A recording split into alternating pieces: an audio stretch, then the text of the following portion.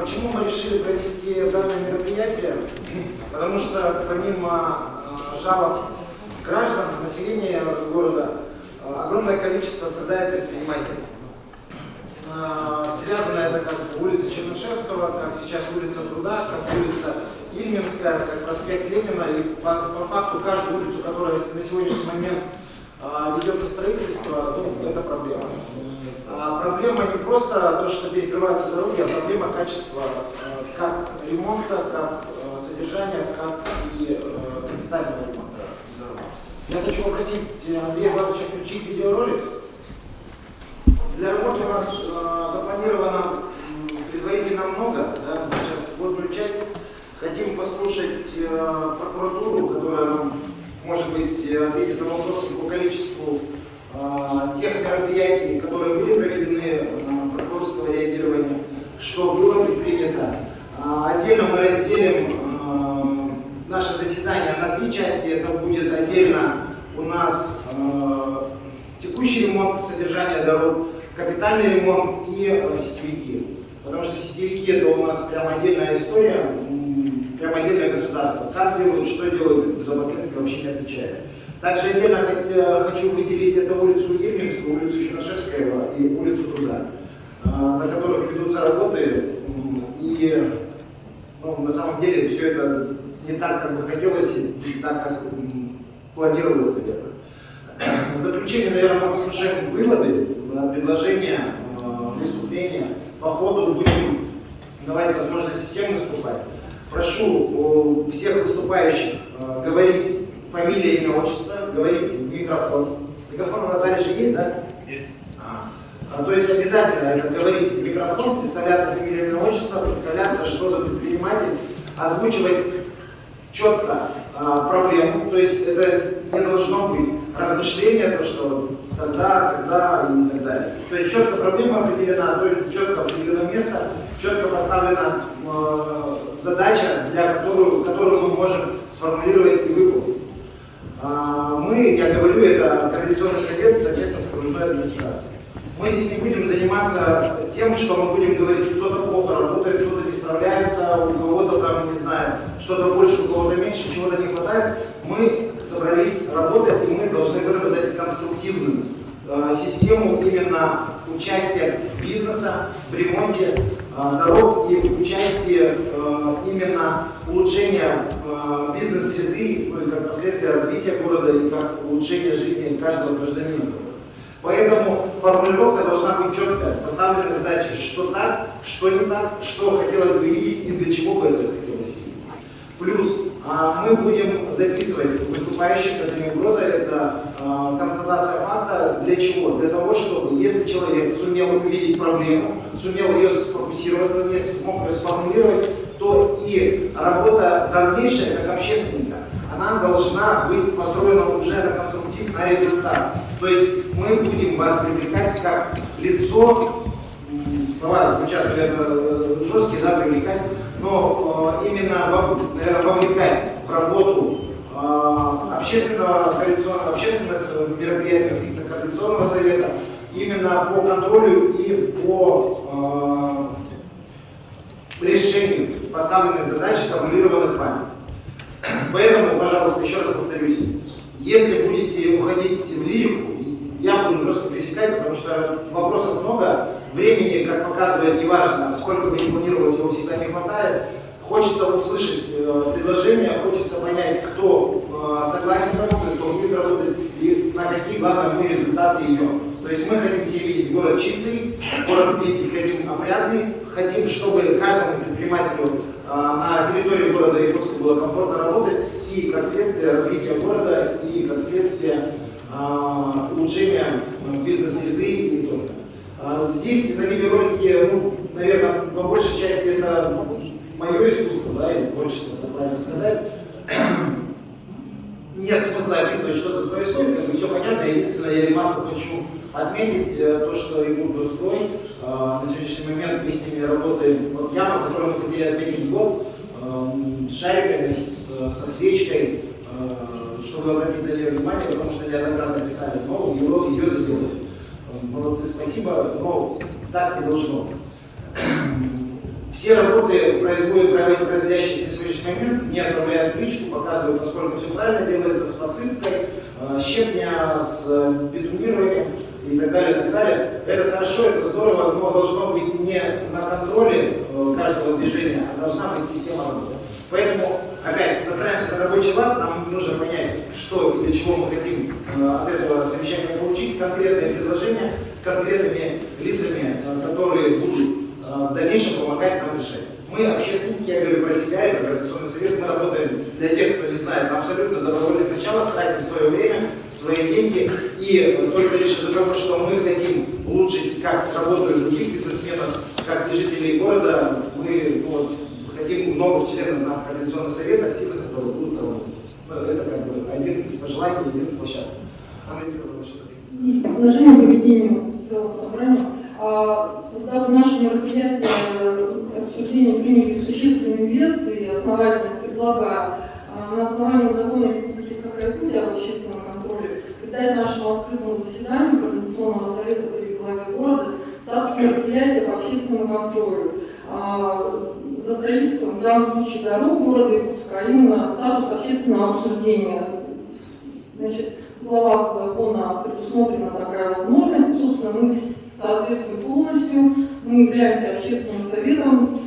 Также мы заранее оповестили, мы пригласили большое количество участников, мы пригласили ответственных лиц, и также мы обеспечили видео и аудиосъемку. Значит, по результату нашего мероприятия предлагаю выработать план действий, назначить общественную проверку, что тоже оговаривается статьями закона, и результаты, которые направят органы государственного контроля за деятельностью органов предприятий, осуществляющих строительство и реконструкцию автодорог и смежных объектов в городе Якутск. Спасибо. На самом деле, это и есть мы общественная организация, и все мы здесь общественники, по факту осуществляем общественный контроль, и, соответственно, в рамках общественного контроля даем поручения и по проверке или по мониторингу. Давайте мы проголосуем, еще ремарка, голосуют только члены Координационного совета. То есть у нас есть голосующие члены Координационного совета, есть те, которые находятся в резерве, и тех, которых я на сегодняшний момент предлагаю вступить в активную работу в Координационном совете, вообще в общественной жизни города. Поэтому голосуют только члены Координационного совета за предложение от Анны Викторовны в части сформирования общественного протокола, да? Или да. Что-то второго протокола. То есть у нас будет протокол заседания будет, на основании которого мы создадим протокол, это называется общественная проверка, вернее, инициируем общественную проверку на основании общественного обсуждения, которое мы сейчас будем сделать. Хорошо, мы отдельно сделаем тогда протокол общественного обсуждения и отдельный протокол Координационного совета полной предпринимательства. Правильно? Да. Хорошо, член Координационного совета давайте. Да. Еще предложение определить регламент для выступающих, потому что у нас... Я сказал об этом, если будет лирика, я буду... Просто по времени. 2-3 минуты максимум. Также и для людей, которые будут давать цифры по работе, тоже не нужно уходить в номенклатурные отчеты, потому что сколько, чего, когда, в каких объемах мы стараемся, мы планируем, мы будем, тоже этого не надо. То есть, если будет конкретный вопрос, по конкретному вопросу, конкретный ответ, чтобы не делать ничего. Хорошо? Все же услышали, да? Голосуем за составление членов Координационного совета двух протоколов, как общественного поручения, как протокола внеочередного собрания Координационного совета. Кто за? Хорошо. Кто против? Воздержались, никто. Хорошо. И по повестке я озвучил, да, повестка у нас, я предлагаю, видимо, мы засмотрели ролик, да, это работная часть. Прокуратуре мы вопросы в конце зададим, или мы зададим сразу вопросы прокуратуре по деятельности прокуратуры в рамках мониторинга? Александр, вы по ведению заключили, да? Да. Я буду в разном вопросе. Да, давайте в разном, давайте сразу. Прошу в разные вести вопросы о внесении изменений в действии по направлению совета по производителю. Я абсолютно. активного труда. Ага, хорошо. Хорошо, тогда голосуем в таком порядке, да? Мы задаем вопросы прокуратуре, работаем по ремонту, содержанию, по капитальному ремонту, по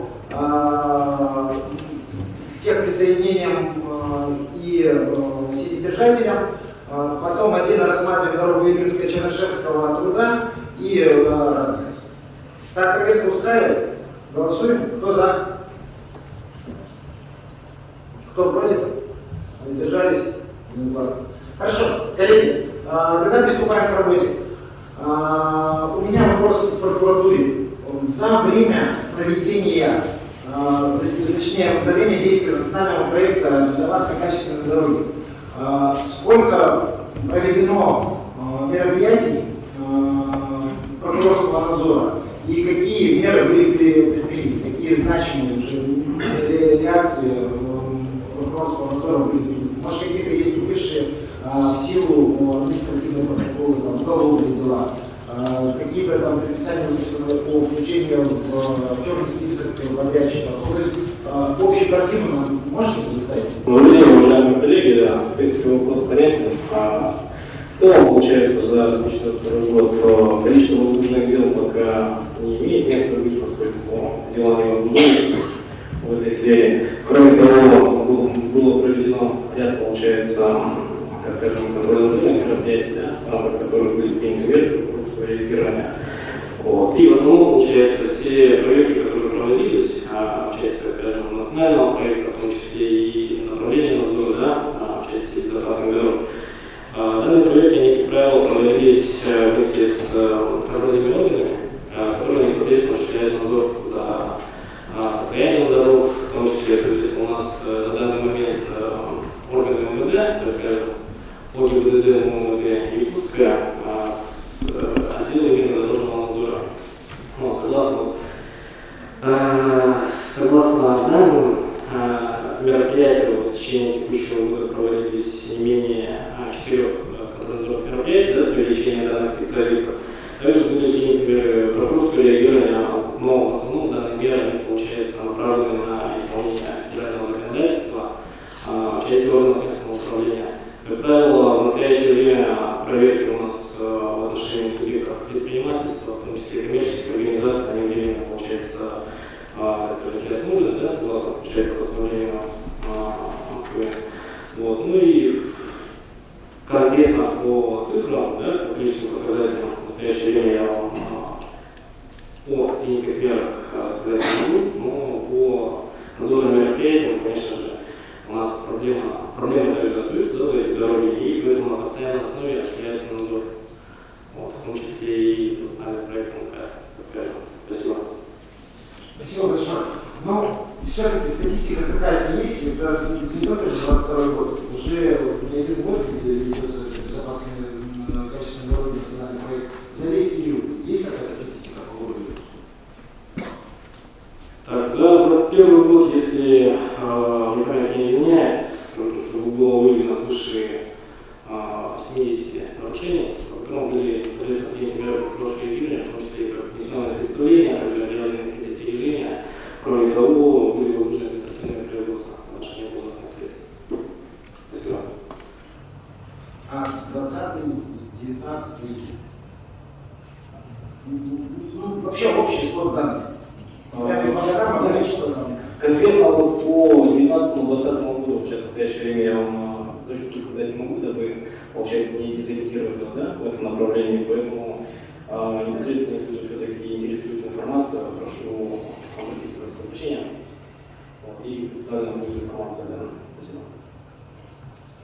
Спасибо большое. Коллеги, есть какие-то вопросы к прокуратуре города Якутска? Можно?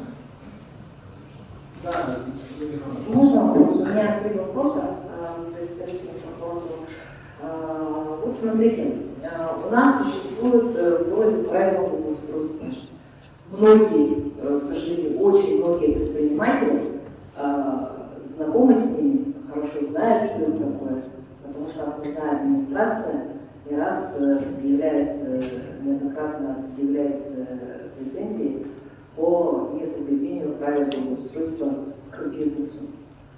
Но эти правила благоустройства также и учитывают состояние дорог. Дороги у нас в ведении муниципалитета.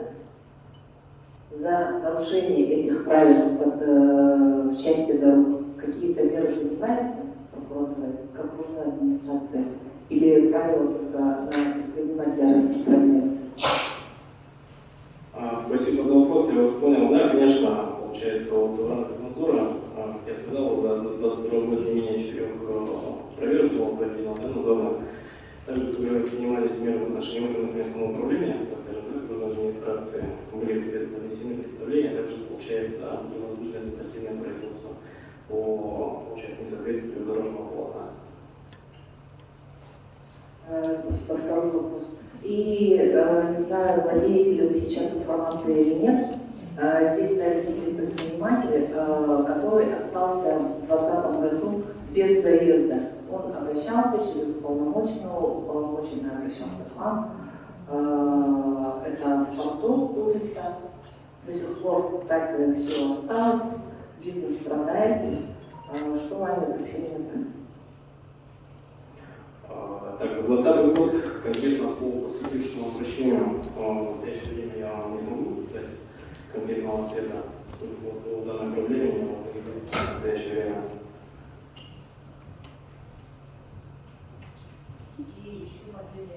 И еще последний вопрос. Скажите, пожалуйста, вот в 2021 году или в 2020 году у нас Чайковского была закончена. Улица Чайковского имеет водоотводной лоток.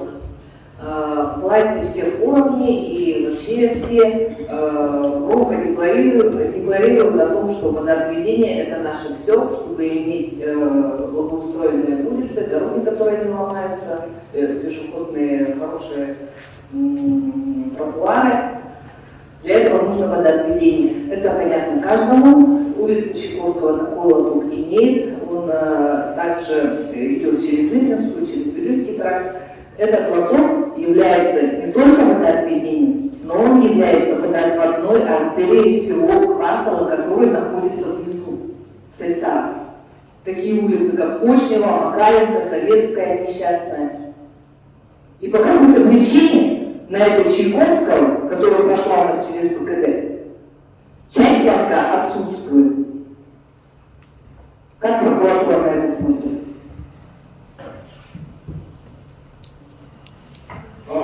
Извиняюсь, вопрос задам. Части получается водоотведение по улице Чайковского. Там в настоящее время получается дорожное полотно сформировано, то есть работы закончены по строительству данной дороги. Ну, вместе с инфраструктурой ведем водоотведение. Здесь вопрос не совсем, так скажем, корректный, я считаю. Вопрос маленечко неправильно сформулирован. И еще раз повторю для всех участвующих. Задаем вопрос, на который может оппонент ответить. То есть по факту, если было обращение, значит было обращение вот до этого по отсутствию заезда. Что предпринято, в каком порядке это исполнялось. Если это размышление, то давайте мы сформулируем это предложение в запросе. Я уже ответил, потому что Координационного совета по предложению Евгения Андреевича сделает запрос, чтобы нам дали полностью структуру по проведенным мероприятиям прокуратуры. Поэтому, если есть желание какие-то для внесения запроса прокуратуры, то через Координационный совет, если есть конкретные вопросы к прокуратуре, возможно, этот вопрос был сформулирован так, что как прокуратура реагирует на общественные, может быть, какие-то публикации, тогда, наверное, Евгений Андреевич сможет ответить. Давайте перефразируем, наверное, вопрос Елены Михайловны. Если это было в средствах массовой информации, где-то в WhatsApp, да, в группах или где-то там в телеграм-каналах, что вы отслеживаете из данных каналов связи и какие меры предпринимаются и на основании чего? Спасибо большое, я понял вопрос в целом. В общем, на постоянной основе органы прокуратуры проводятся мониторинг социальных сетей, в том числе, получается, средств массовой информации, да, и по всем, получается, скажем, проблемным моментам, которые информируются в черте города, также по республике, нами возбуждаются, получается, проверки, также не проводятся, и на основании итогов проведенных проверок, соответственно, принимаются меры просто реагирования, которые, соответственно, у нас без внимания не остаются. То есть по каждой публикации, соответственно, да, которая свидетельствует о нарушении федерального законодательства, проводится мера. Евгений Андреевич, спасибо, я понял. То есть для понимания всех присутствующих, я могу, наверное, сформулировать вывод таким образом, что если было какое-то, возможно, публикация где-то или в средствах массовой информации, или в каких-то других источниках информации, можно написать в прокуратуру не как заявление, да, а как запрос, что вот такая ситуация была, было ли отреагировано, или приняли ли такие меры. То есть по факту уже, скорее всего, может быть, ведется. Но здесь же конкретно прозвучало выступление, что есть конкретная улица Чайковского. Конкретно по этой улице Чайковского отсутствует кусок лотка, по той статье Чайковского строилась ОВК. Вот прямо протокольно вносите, пусть прокуратура займется проверкой. Хорошо, Виталий Валерьевич, говорится же о том, что прокуратура знала или не знала. Прокуратура же не может Мы ходить. сейчас с довели до сведения прокурора, мы просим протокольно отметить это, что мы просим Извините, пожалуйста. Дело в том, что прокуратура должна была знать, как только началась ремонтироваться улица Чайковского, мы неоднократно были там, снимали видео, что отсутствует этот лоток. Мы показывали, в каком состоянии дорога, и все это публиковали в Фейсбуке. Я в том числе комиссии, да, по проверке качества дорог участвовали, составляли акты, они были направлены. Тем более, с Чайковского и в 2020 году, и в 2021 году было очень много публикаций. Не заметить прокуратура города никак не могла. Ну, нам Евгений Андреевич пояснил, что он не может этот вопрос ответить. То есть человек, дорога не конкретно есть. Олег Геннадьевич, а если нам сейчас все будут отвечать, что я не смогу ответить ни на один вопрос, смысл нашего сегодняшнего сбора? Мы собрались для конструктива, для того, чтобы выработать дальнейшую работу, совместную работу с общественностью и координационным советом. Поэтому люди должны были приготовиться к нашему заседанию более конкретно, но не с такими заявлениями, что мы не знаем, не знали, не присутствовали. Чтобы не уходить в полемику, я предлагаю письменный запрос в проекте. Давайте еще у кого есть предложение по поводу... Можно тогда- Вы скажите сразу. Евгений Андреевич, может быть, просто дадите пояснение гражданам, каким образом нам выстраивать взаимоотношения с прокуратурой? Допустим, нужны ли обращения? Вот я так понимаю, на вопрос Елены Даниловой вы ответили, что у вас не было обращений по поводу правил благоустройства. То есть это же конкретный свод закона, вы ответили, что у вас были разборы технического состояния покрытия дороги, но это не о том. То есть получается, что обращений не было. Видимо, необходимо, чтобы были обращения граждан. Правильно я понимаю? По конкретным вопросам, в части, получается, нарушения федерального законодательства, да, в первую очередь прокуратура занимается обращениями граждан, физических лиц, также юридических лиц, да, организаций. И, соответственно, по каждому обращению проводятся мероприятия, то есть дается ответ, да, после проведенной проверки, оно в любом случае обращается. То есть у нас непосредственно каждое обращение является сигналом нарушения федерального законодательства. Поэтому, чтобы когда действительно полемику выступать, я прошу, получается, если есть все-таки конкретный вопрос по определенному объекту, да, по которому в настоящее время ответ именно мной дать не могу, точнее, быть. Вот я прошу, получается, направить даже обращение в адрес прокуратуры города по даче разъяснения, получается, по конкретному вопросу. Хорошо, Евгений Андреевич, а есть конкретно прокурор, который контролирует качество выполнения дорожных работ и вообще контролирует работу, связанную с дорогой? Да, в прокуратуре города Якутска непосредственно имеется помощник прокурора, непосредственно, который осуществляет надзор за указанные сферы. Да, у нас Колесов Михаил Владимирович, в настоящее время находится в командировке и будет за пределами республики. Хорошо, спасибо. Коллеги, мы, есть понимание того, что присутствующие представители прокуратуры не погружены в достаточной мере по вопросам именно дорог. Контролирующий прокурор отсутствует в городе, находится в прокуратуре, но в любом случае давайте мы сформулируем все вопросы, которые есть в прокуратуре. Мы их потом внесем в протокол и от протокола уже напишем обращение в прокуратуру. Да, пожалуйста, вопросы заданы. Пожалуйста, представляемся, фамилия, имя, отчество, предприятие. Индивидуальный предприниматель Рабогашвили Владимир Викторович. Это я к вопросу по заездному карману Кузьмина 34, который перегородил просто нам все въезды. Я уже 2 года борюсь, ну, как стену дорог проходит. Значит, я еще хочу вернуться к тому вопросу еще почему, что вот сейчас активно поднимается вопрос по водоотведению. Там его просто не заложено нигде, никаком, ни проекта, ничем. Сейчас вот каждую весну мы ставим насосы, откачиваем воду, потому что иначе у нас в 3 магазина заливается вода через порог. Я поднимал вопрос не один раз, но все заканчивается тем, что на меня начинается административное давление и сказали, если ты выиграешь суд, то после этого мы, может быть, начнем решать ваш вопрос. Как-то, ну, не знаю, с чем это как-то логика вяжется, не вяжется, но у меня предприятие стоит с 98 года, как бы оно, если бы оно незаконно стояло, оно бы уже давно было снесено, я так понимаю, или запрет на эксплуатацию. Магазин работает, и я сейчас решаю эти вопросы с водоотведением. У меня нет заездного кармана к магазинам. Это мои магазины, 3 магазина, и плюс еще магазин Алиос, который также прыгает через заездной карман, через бордюры 15-20 сантиметров.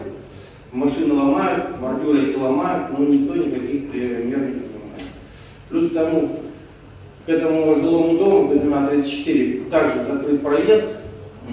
Ни техника, которая вывозит мусор, ни техника, которая должна вывозить снег, или там откачку воды, или плюс, не дай бог, конечно, спецтехника какая-то, там 0,1, 0,2, 0,3, туда ничего практически заехать не может. Ну, они заезжают, но они ломают эти бордюры, они проезжают через автономный карман, который, как бы, в принципе, запрещено по ПДД, вот это вот перепрыгивать через эти бордюры. Плюс там сейчас там остановка стоит, наши посетители на машинах, они вынуждены ставить машину на этот заездной карман, что, я думаю, скоро начнется отлавливание их сотрудниками ГИБДД, потому что это нарушение правил дорожного движения, то есть остановка в зоне действия знака автобусной остановки. То есть никаких мер с 2020 года я ничего не принимаю, только на меня давится. Ваше сформулированное заявление на сегодняшний момент, что мы отразили в протоколе, что нужно сделать. Вот прямо скажите, что вы считаете неправильно, что нужно сделать, чтобы там нет водоотведения полностью. Весь квартал, вода со всего квартала собирается вот вдоль этой улицы, и я думаю, что этому асфальту недолго жить осталось. Во-вторых, у меня лишили заезда к магазинам, и у меня нет парковочной площадки, которую загородили этим автобусным карманом. Я тогда правильно услышал, да, необходимо организовать водоотведение, организовать заезд к месту торговли, да, и перенести автобусную остановку с целью освобождения парковочного кармана. Да, я хочу напомнить, 3 марта 2021 года господин Григорьев давал обещание, прямо это все опубликовано в Ютубе, что мы в ближайшее время этот вопрос решим. Но после этого только начались на меня административные давления. На основании мое здание стоит, то есть акт ввода в эксплуатацию и разрешение строительства. Ну, то есть, а этот магазин строился в 1998 году. Этих требований не существовало. То есть, как только вы начали ставить вопрос о том, что... Да, именно, да. Я считаю, что скоро у нас здесь присутствует и уполномоченный по защите прав предпринимателя, и представитель прокуратуры. Этот факт необходимо взять в разработку.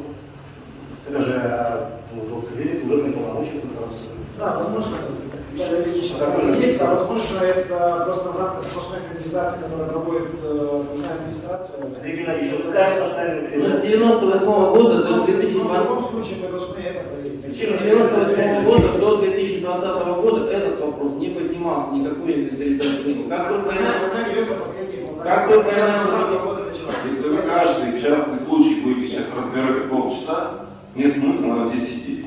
Как это так? Он написал заявление в прокуратуру, пусть разбирается. Чего мы слушаем вот этот монолог, диалог у нас? А что вы должны слушать? Мы пришли для этого же. Что так цинично-то?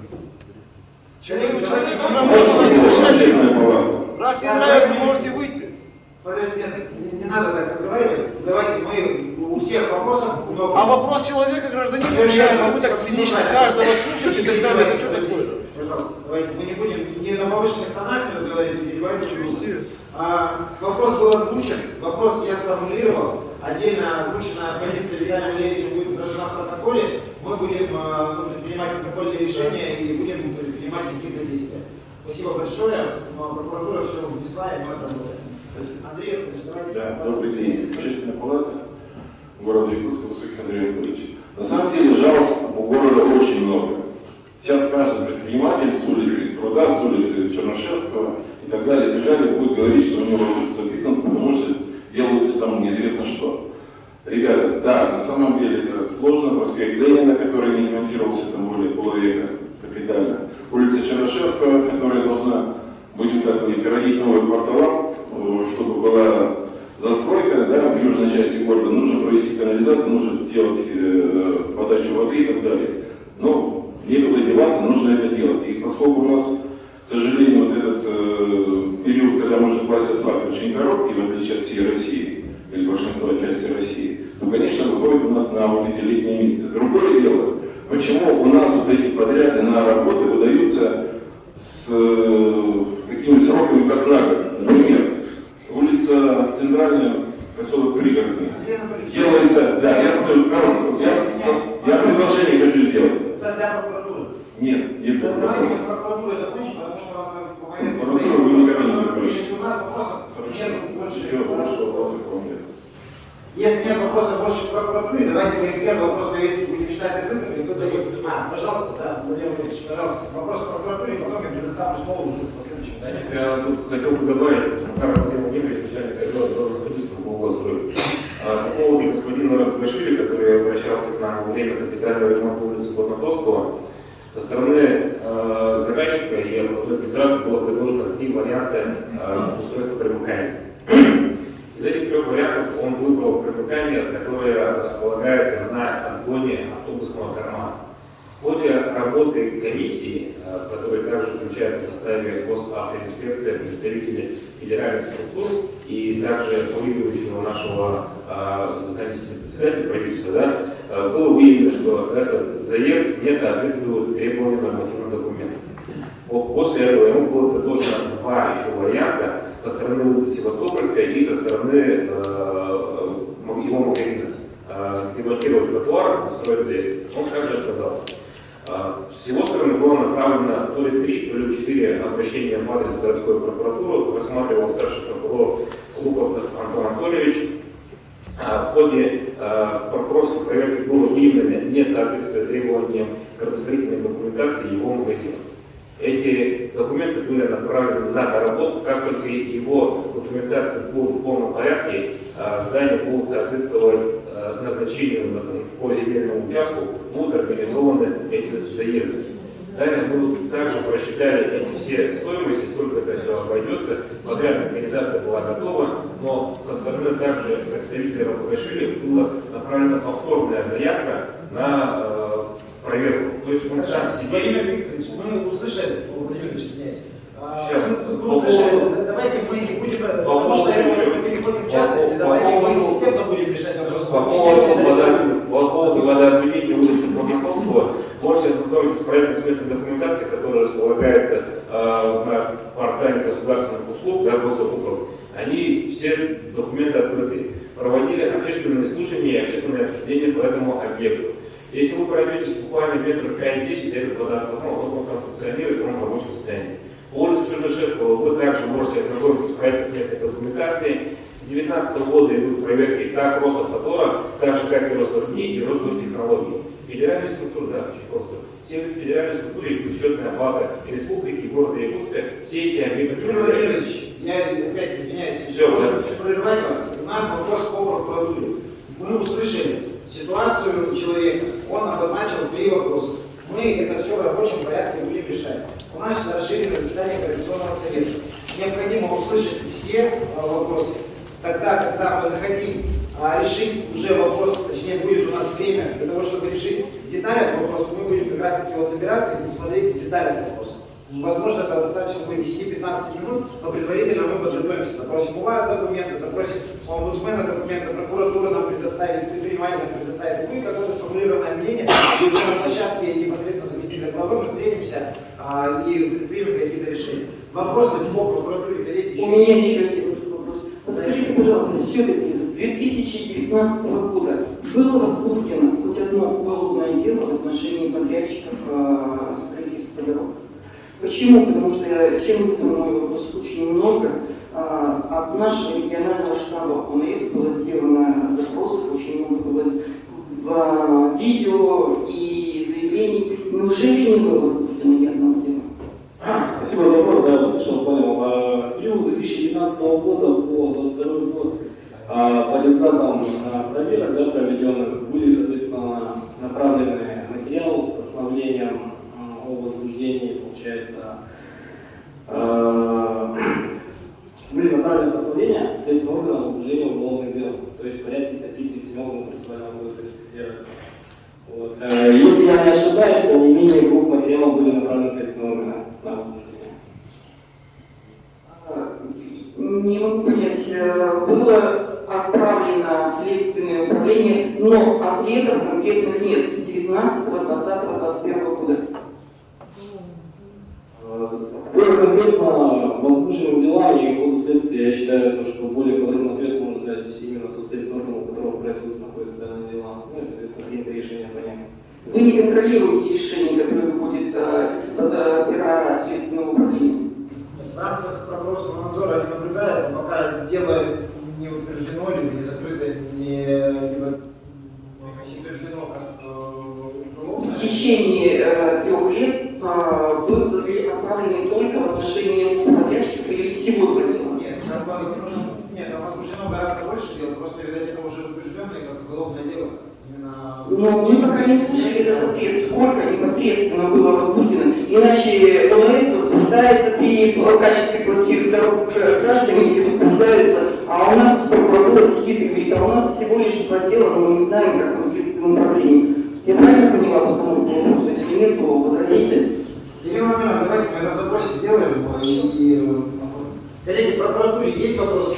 Если нет, давайте переходим ко второму вопросу. У нас второй вопрос это...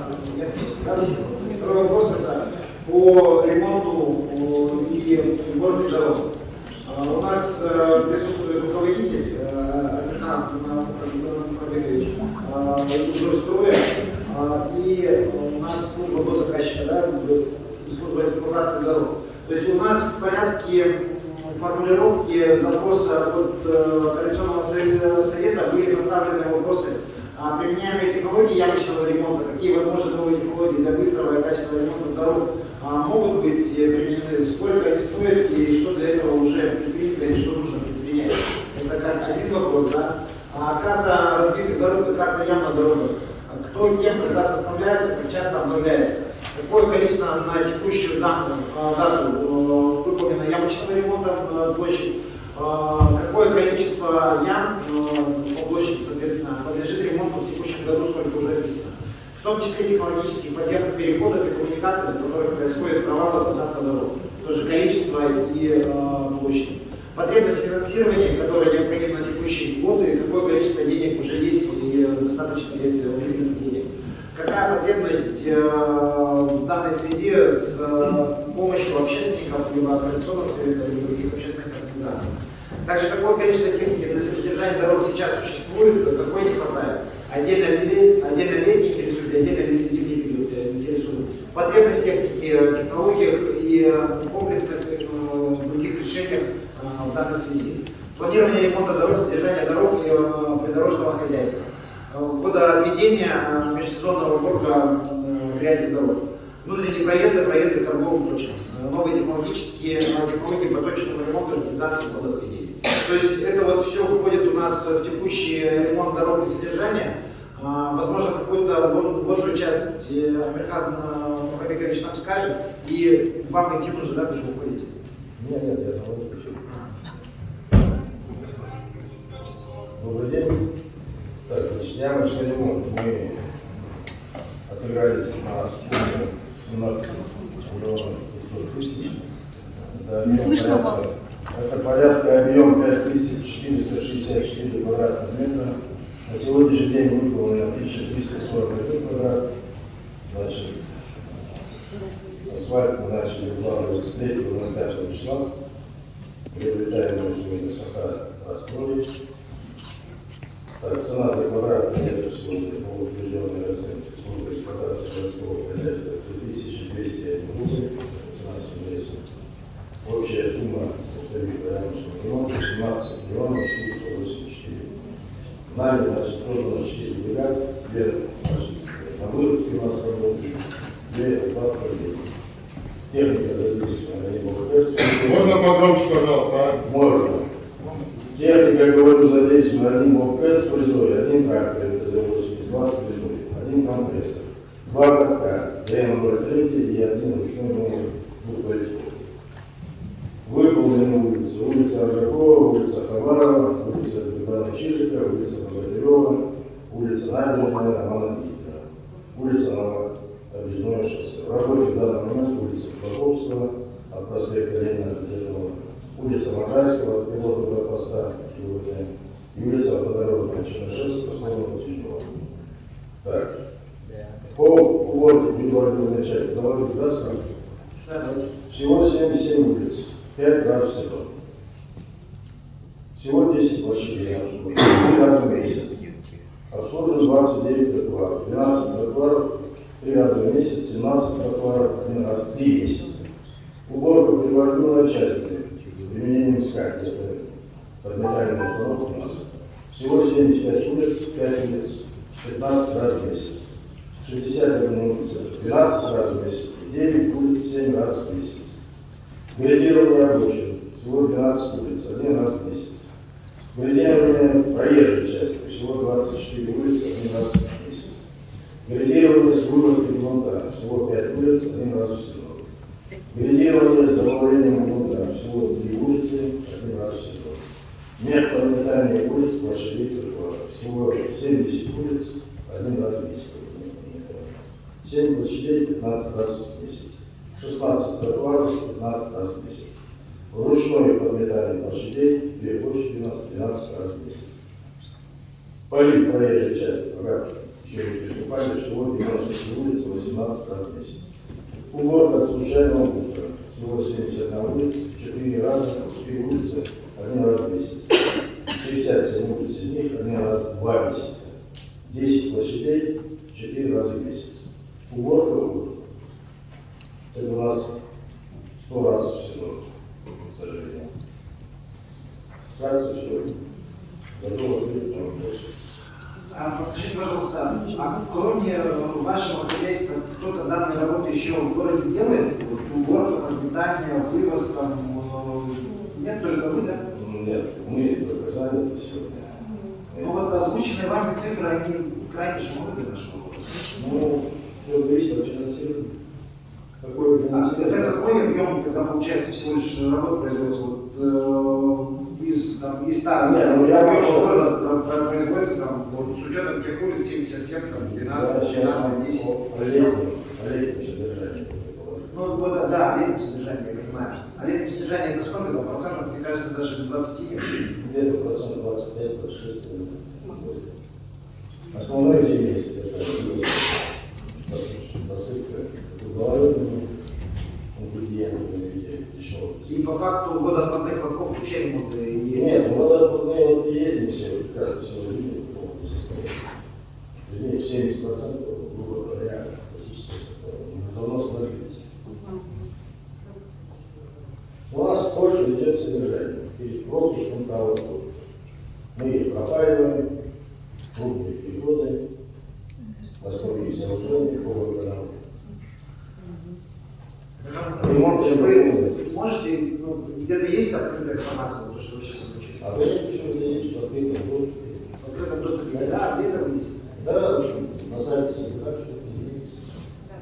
Где? Да, У нас сейчас появился помощник, да, всем Мы сейчас работаем активно со СМИ, и настоящая администрация, что буквально в ближайшие дни мы увидим принесет. Это будет вот эта информация. Да, это по содержанию, понятно, что мы можем все содержание. А смотрите, вот понятие заявочный в форме какого-то содержания можете вообще рассматривать? То есть, допустим, огромное количество дождевых жалоб есть в ненадлежащем состоянии, находятся там какие-то дороги. И люди там проехать не могут, там где-то такие, не знаю, ямы, не знаю, там, и так далее. То есть грейдирование нужно сделать, подсыпку сделать нужно, там, обочину сделать. Оно в заявочном порядке вообще работает, нет? То есть кто-то может написать заявку и куда писать, в каком порядке? Да, мы начинаем работать вообще обычно, у нас приходят заявки именно с округов, то есть право, к какому округу относится к То есть, по факту, грубо говоря, предпринимателю нужно писать обращение в управу, и управа формирует заявку. Общую заявку направляет одним с СЗХ. И мы тогда вносим либо корректировки в план-график, либо по заявкам, у нас это корректировки сейчас добавили сюда, либо по дозорному. Потом, то есть, также прокуратура, ГИБДД, все уже пишут в СЗХ, направляют заявки.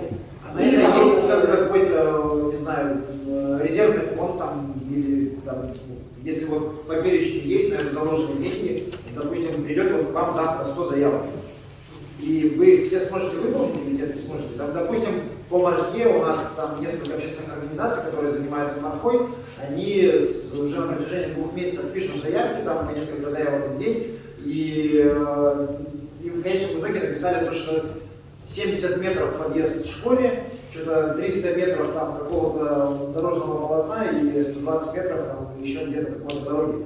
А все остальные дороги Мархи, они в ненадлежащем состоянии. То, что люди пишут, и предприниматели пишут, что заехать не могут к магазинам, разгрузка, там, подъездные пути. То есть это нет смысла писать, да, или что делать?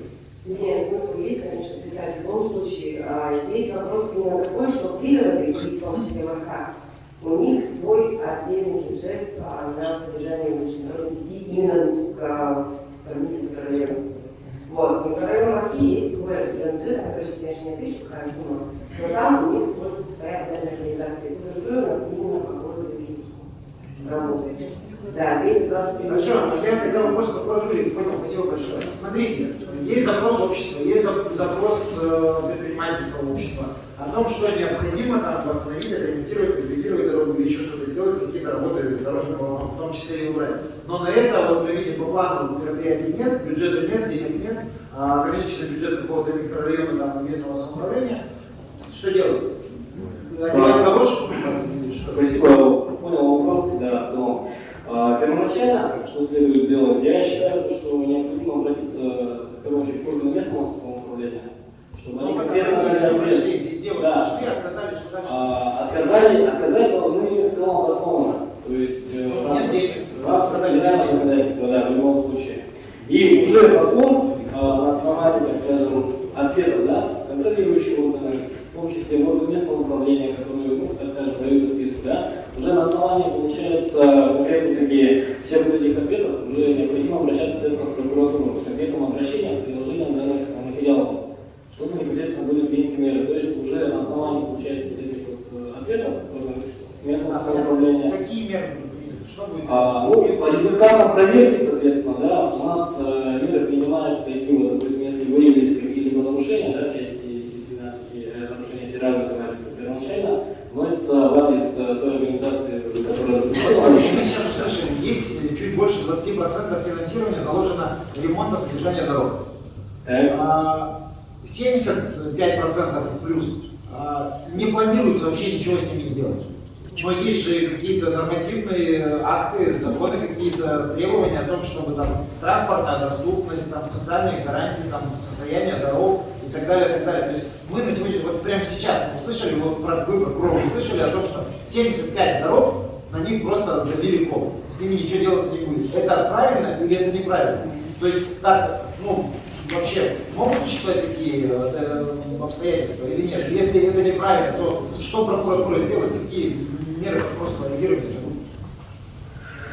Как раз-таки по результатам проведенных проверок, непосредственно, да, в отношении тех лиц, которые, возможно, такие допустили нарушения федерального законодательства, будут приниматься меры. То есть уже только по результатам проверок. Сейчас заранее, да, я вот, так скажем, голосовал, всегда это волну. Почему, поскольку 85 дорог участок не знаем? Я понял, но вы записали, что больше 70% дорог города Якутска в этом году не будут обслуживаться. Да, У вас есть, получается, чисто обращение. То есть вы уже проведете по этому обращению проверку. В любом случае, необходимо будет отметить. Ну, то есть, вы отметили это в протоколе, вы нам в любом случае проведете проверку. Вы еще после получаете данного заседания, связанные с этим случаем. Как раз по поставленному вопросу. Я понял, хорошо. По новым технологиям, подскажите, вот какие вообще новые технологии? У нас же вот Бог говорит, мы сейчас услышали, что еще греется, какое-то, да? Новые технологии, где вообще рассматривается применение, на это финансирование какое-то закладывается, с доходной части или там, может быть, какую-то федеральную программу там, включить, республиканскую на проведение новых технологий, потому что есть холодный метод укладки асфальта, есть какой-то конвейерный метод укладки асфальта, который берет старый асфальт, перемешивает с новым, там сразу добавляет, делает. Чтобы не получилось, яму сегодня сделали, через полчаса пошел дождь, потом только через полгода яму забыли, зима пришла и весной это. Что-то в планах есть мероприятия? Ну, четко программу службы эксплуатации городского хозяйства. Это служба эксплуатации городского хозяйства. А вы как-то заявки же пишете, вы потребность там обозначаете как-то? Может быть, давайте я почему это спрашиваю. Есть общественные институты, и в том числе и Координационный совет. Давайте мы вас будем поддерживать, и то есть есть заявка, допустим, которая не рассматривается уже в течение там, года, 2-3. Мы, давайте вот прокуратура вот, тоже напишет, потому что предписание какое-то сделает, что давайте мы о людях начнем заботиться. Я думаю, заявка по государственной гуманитарной будет, это не должен интернет, да? Здесь я хочу немного рассказать предыдущий опыт. Мы применяли холодный асфальт. Это был 2018 год. Он нам показал немного... Мы с ним от него отказались. Почему? Потому что он был дороже. Сейчас мы, конечно, поставили стандартный бюджет и пришли к горячему асфальту обратно. Холодный асфальт в то время нам обошелся почти в 2 раза дороже, чем горячий асфальт. Да. Сейчас мы смотрим практики и изучаем наши вопросы по индукционному методу. Сейчас мы его изучим совместно. Будем пробовать в любом случае. Какие-то новые методы, конечно, необходимы. И мы согласны с этим. Сейчас пока работаем с горячим асфальтом. Можно уточнить? Подождите, Антон Анатольевич. Да, хочу добавить на уровне всем. Вот, раз уж мы коснулись вопроса о новых технологиях, рассматриваются они какие перспективы и так далее и тому подобное. Тут необходимо отметить, что у нас есть научно-технический совет при главе городского округа, да, и вот в зависимости от того, какие вопросы у нас по эксплуатации, по новым технологиям они возникают, да, мы их будем обсуждать на секциях этого научно-технического совета. Буквально, наверное, в конце мая у нас будет очередное, после большого перерыва заседания научно-технического совета, с учетом научного сообщества, да, там сформирован ряд вопросов, в том числе есть и вопрос по технологиям и новым методам содержания и уборки высших дорожных сетей. Поэтому членам Координационного совета пригласим послушать мнение научного сообщества, какие современные технологии будут применяться. Хорошо, давайте тогда именно по новым технологиям мы вынесем этот вопрос за скобки и на этом научном технологическом совете обсудим. Анна Викторовна, вопрос? Да, прозвучала конкретика по поводу холодного горячего асфальта. Вы сказали, что в 2 раза практически дороже обошелся холодный. А поскольку эксплуатации какой дольше, если, например, он в 2 раза дольше служит, то на то и выходит. Давайте уточним. К сожалению, холодный асфальт нам двигается дальше. Мы сегодня программ, к сожалению, источник отваливается. Поэтому на сегодняшний день уж весит есть горячий асфальт. И официально хочу заявить, то, что предприятие не работает, пожалуйста, в любое время можно посмотреть на то, что мы вложили асфальт, мы устранили яму, все стоит уже 3-4 дня. Вот все начинает сыпаться, но наш ямочный ремонт в полной мере стоит. Спасибо. Коллеги, есть еще вопрос к службе эксплуатации, ремонту, содержания? Вопрос. Да, конечно. Вот сейчас Высоколобовского ремонтируется. Практически там и так у нас затык, да, на улице объездной. И вот нельзя, чтобы ваши люди работали хотя бы в ранние часы, начиная там, сегодня в 4 часа утра уже светло. Нет, мы выезжаем в 9 и работаем ровно до 5, до 6, когда все люди едут. Давайте, вот сейчас я проезжал сюда на совещание, да, вот ребята сидят, курят, ждут достойно. Да, вот они наделали штрафы, очень красиво, все хорошо. Но срок привезут НВП. Или после обеда. 5 часов не закроется. Пойдут домой. Я понимаю, что это может быть окна оплата, если они работают в ночные часы, но в конце концов мы это делаем для людей, а не для галочки, чтобы все видели, что как хорошо работает ваша служба. То же самое у нас фирма сигнала, как они теперь называются, пешеходные переходы рисуют обязательно с 9 до 5. Хотя можно делать это практически в летнее время, начиная с 4 утра, никому не мешая, и с запасом, никто их не собьет, и так далее. Вот почему-то как-то график работает не так, чтобы вам удобно, а не людям. Спасибо. Можно я здесь скажу по этому вопросу? Я очень много научного время. Сейчас тут переговоры, но у нас все зависит от поставки асфальта. Мы его покупаем, а завод у нас заводится только в дневное время. Соответственно, мы пока не можем выйти ни в ночь, ни в раннюю ночь. Как завод открывается, так мы не можем. Вот сейчас переговоры у нас идут с поставщиком асфальта. Поэтому, будем привязываться к тому, чтобы в ночь выходить. Конечно, это не, чтобы не было ни пробок, ни машин, не проходило 6 ключевых действий в любом случае. По разметке. По разметке сейчас, пока мы не на время не работаем. Потому что ночью темно и нет небезопасно. Как только это будет, они у нас будут работать 2 смены. Ну а к чему тогда утром? Тогда ждать нужно. Что сейчас тут пробки создавать? Датчиков поменять, и нормально ночные будут. Я помню, да? В 4 утра уже солнце гонится. Давайте выступление с места не делаем, встаем. В части, значит, разметки поясняю. Есть температурный режим, который надо сегодня чувствовать. Сегодня, к сожалению, еще одна минута. Там по регламенту, как минимум 15 градусов. Чуть-чуть потеплее, не переходить.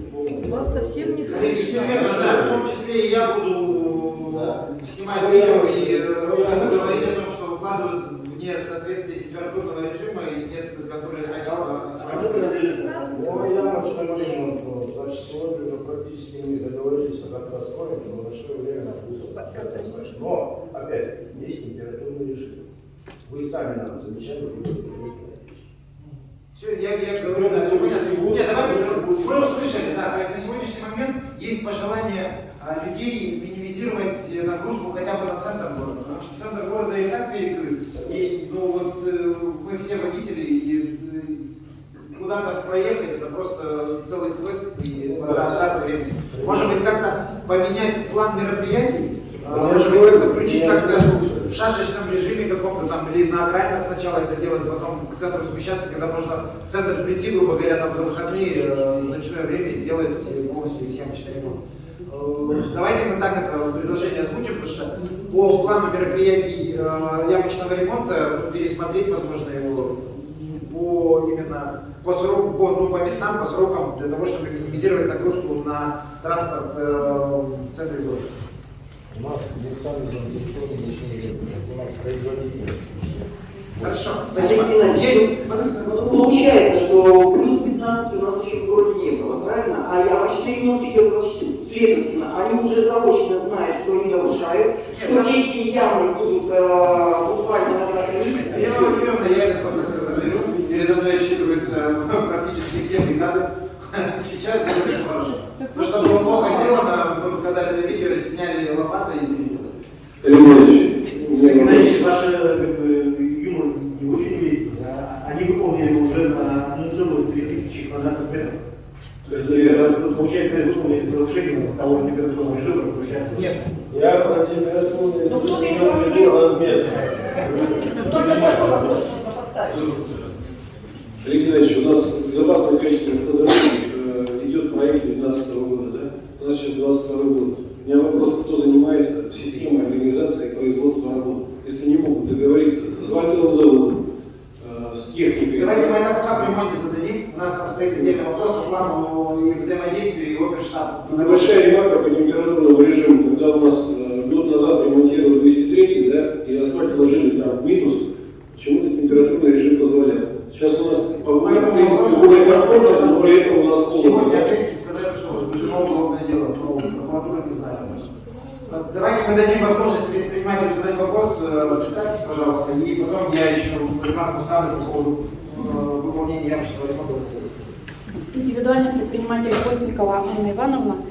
Я хотела бы задать вопрос по поводу, вот сказали, заявки нужно по ремонту дорог подавать. У меня вопрос такой. Заявка может быть, как, чтобы было более быстрое и качественное реагирование, заявка от предпринимателей по отдельности, либо одно письмо с подписями предпринимателей. И по поводу жильцов, которые в том, вопрос по 37-му кварталу, это автодорожный округ, 37-й квартал, улица Чапалова, начиная с проспекта Ленина до Чапалова, 59. Дорога в очень плохом состоянии, там как бы сложно ездить, и там находятся магазины, у меня там детский сад, там высотки стоят, много жильцов, дорога не ремонтируется. Как часто и какие заявки в каком виде подавать, чтобы была реакция? Спасибо. Да, я слышу. Давайте сначала вопросы, а потом ответы. Ну вот Светлана Валерьевна сейчас ответит, вопрос задали. Да, если по заявке, заявка может быть как многочисленными, да, письмами, но также будет эффективно, если будет одна заявка с подписями, да. Каждая заявка рассматривается индивидуально в любом случае, каждого лица. Если у нас появляются какие-то вопросы, у нас производится выезд со всеми интересующими сторонами, то есть у нас находится и главстрой, если необходимо, и суперстрой, то есть все предприятия, которые подают. По улице Чапалова, конкретно, да, сейчас я не могу вспомнить, там, по-моему, грунтовое покрытие. Да. Грунтовое покрытие, и она находится на содержании у нас. Также улица Чапалова отрабатывается по заявке. Сегодня я, к сожалению, не могу сказать статистику, были ли заявки. Давайте поднимем этот вопрос и посмотрим уже по факту. Светлана Валерьевна, подскажите, в течение какого срока должна быть отработана заявка? Вот, допустим, сегодня она пойдет подать заявку в управу, правильно? Или вы будете подавать заявку в управу? Идет, подает заявку в управу, описывает с такого-то по такого-то участок, должна что написать? Прошу прогредировать там, или прошу отсыпать. То есть она что должна сформулировать? То есть она скажет, давайте я новый асфальт положу. Нет, конечно, регламентированного какого-то, да, что нас именно написать нет, как бы, что вас волнует, то и должно прозвучать в этом заявлении. Достаточно будет написать, привести в нормативное состояние заявление? Конечно, это комплекс работ. Здесь конкретно, ну, вообще для быстрого реагирования, конечно, нужно указать большие точки. Что именно мы хотим увидеть на этой дороге? То есть она пишет, у нас ямы, просим засыпать 3 ямы, или что, прогредировать? Да, если необходимо прогредировать. Я очень разбираюсь, чтобы для всех было одинаково понятно. То есть что именно нужно сделать, чтобы не было отписки и чтобы не было пустоты. Чтобы не было вот этого обширного, да, и раздуда, скажем конкретно. Если необходимо прогредировать, именно выровнять дорожное полотно, ну так и пишем. Да? Если произвести ямочный ремонт, мы так и пишем. Да? То есть если нужно откачать лужу, конечно, мы также и пишем, откачать лужу, да. Что я хотела сказать? В течение какого срока будет заявка рассмотрена и исполнена? Честно скажу, что когда мы направляем в управу, если это не внутрипортальная дорога, не внутрипортальный проезд, не дворовая территория, то лучше направлять сразу в ЦПХ. То есть это будет реакция быстрее. Вообще регламент 30 дней, но мы стараемся рассматривать в течение 10 дней. И отвечать на письма тоже в течение 10 дней. Стараемся. Если это находится к внутрипортальным кварталам, да, с проездом и дворовой территорией, тогда лучше могут, потому что у них реакция будет быстрее. То есть где-то они начинают свои работы, да, что у них находится на содержании на балансе, и то, что, например, касается уже железнодорожной сети или проездов каких-то других, которые связующие артерии, да, они уже направят нам. И тоже реакция, в принципе, будет. У меня еще вопрос. Жильцы, которые там проживают, физлица, они могут никуда, чтобы не писать письма, а куда-то в электронном виде заявки подавать? Да, в электронном виде вообще, да, можно отправить заявку в электронном виде на почту МКУ службы эксплуатации хозяйства. Она тоже также принимается, регистрируется, входящий номер присваивается в любом случае. Также есть у нас по WhatsApp приходят заявки. Да, то есть можно, сейчас у нас реагирование на каждую социальную сеть, на каждый комментарий, на каждый WhatsApp сообщение. То есть если у вас небольшая глобальная проблема, у вас интересует именно конкретно один вопрос, вы можете его также направить по WhatsApp и получите ответ. А по WhatsApp по какому номеру, где контакты найти нужно? Давайте мы с вами после сегодняшнего совета, я уже напишу. Сайт уже продиктуйте. Уже все очень достали. Есть Google, да? Есть сайт. Нет, номер. Есть, просто я сейчас, конечно, не могу. Ну какой отдел там поискать? Контакты какого отдела? Чтобы я могла жильцам Отдел благоустройства городских хозяйств, есть в окружной администрации метеорологии и инцидент. Где тоже можно отправить. Хорошо. Ну, Валерий, сказали, что подписи нужны, чьи? Анна Викторовна, подожди секундочку, пожалуйста. Анна, давайте мы на вашем примере вот прямо отработаем, хорошо? Вот вы сегодня прям напишите на сайт, и вам телефон Светлана Валерьевна даст, вы ей прямо в копию WhatsApp отправьте и держите нас в курсе, хорошо? И мы прямо отработаем, посмотрим, как эта система работает и насколько нас сбоит или не сбоит. Если все будет хорошо, мы по вашему примеру прям сделаем памятку и разошлем по всем предпринимательским группам и на очередном коалиционном совете все это слышим. Следующий коалиционный совет у нас 24 по-моему, числа, поэтому, наверное, 24 числа вам работу уже сделаете. Да, заявку главное успейте подать. Короткий вопрос. Светлана Валерьевна, вы упомнили, что если письменная заявка, нужны подписи. Чьи, сколько? Здесь конкретно идет по предпринимателю, вопрос по предпринимателю. Да? Если общий вопрос, вот, на примере базы Чернышевского, да, например, сейчас возьмем, там же много предпринимателей. То есть заявка одна и подписи, да, что они тоже обращаются, и подписи многих заявителей. Вот. Если физлицо пишет, не нужны подписи, только подпись заявителя. Конечно, хорошо, спасибо, пожалуйста. Вопрос задавайте. Да, у меня не вопрос. Добрый день, у меня скорее предложение. Сергей, меня зовут, компания «Инкотрейд». У нас в парке несколько автомобилей есть, часть наших водителей, все наши водители, когда вообще говорим о дорогах, да, я как автолюбитель и вообще водители, мне первый приходит на ум 2 ГИС. Никому не приходит вообще вот 2 ГИС. Они здесь есть? Нету здесь. Может быть, предложение сразу их сюда пригласить. Это коммерческая организация, но это лучшая сейчас из систем российских, отечественных, которые есть, которые помогают людям взаимодействовать с этой всей дорожной историей. В частности, мне, например, непонятно, как они выстраивают маршрут иногда, когда меня сюда в тупик приводят, пытаются меня здесь провести. Может быть, с ними тоже надо поработать. У нас водители пользуются 2 ГИСом. Из-за ремонтов они часто попадают в такие тупики. Может быть, стоит их звать, хотя бы понять, как они работают. И это же отличный инструмент. Вот мы сейчас все говорим, традиционные вот эти инструменты контроля. Да, мы написали в прокуратуру, они ответили, мы им там то. Ну, извините за такое маленько сленговое, да, где-то вещь.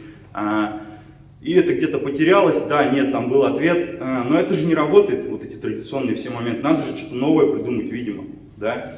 Сергей, как отчество, извините? Александрович. Сергей Александрович, ваше предложение какое? Мое предложение 2 ГИС использовать для этого. Для того, чтобы структуры в том числе работали вместе и извещали своевременно да. Вот, ремонт дорог в том числе, со сроками. да, в том числе заявки. То есть это же все, ну, надо продумать, конечно, технически, как это будет. Я не IT-специалист, но в целом я понимаю, как это должно выглядеть. Второй момент. Сергей Александрович, а вы можете под свое начало это взять и вместе отработать? Сначала я улетаю 21-го, ну могу как бы удаленно, если это будет. Давайте, хорошо. Так, волю случая сложилось, что там в 4 городах живу, всяко разно в Якутске, бывает часто нравится, люблю Якутск, но здесь очень много двойных сплошных. Я не знаю, автолюбителей много, здесь нет. Я не могу повернуть часто Лермонтова, Чернышевского конкретно как предприниматель. Не мой шкурный интерес, да, а база на Красильникова, нашему Инкотрейду. Там двойная сплошная, мимо рядов, хотя на ряды 2 поворота. У нас водители, клиенты едут куда-то туда, на Чернышевского, на Красильникова, там где-то по узкой улице разворачиваться. Я не про себя сейчас, а про весь город. Техническое задание, я понимаю, формирует, скорее всего, там ГИБДД, кто-то из как-то тоже эту работу, ну, если есть город, дорожный разметку, много двойных сплошных, это основная претензия. Добрый день, Василий Амосов,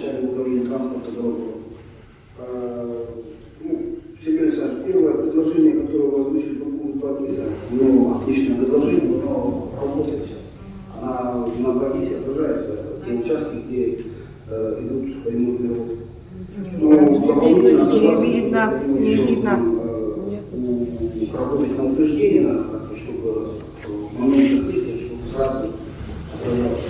А второму вопросу по части разметки. Есть у нас Межведомственная комиссия по обеспечению безопасности дорожного движения.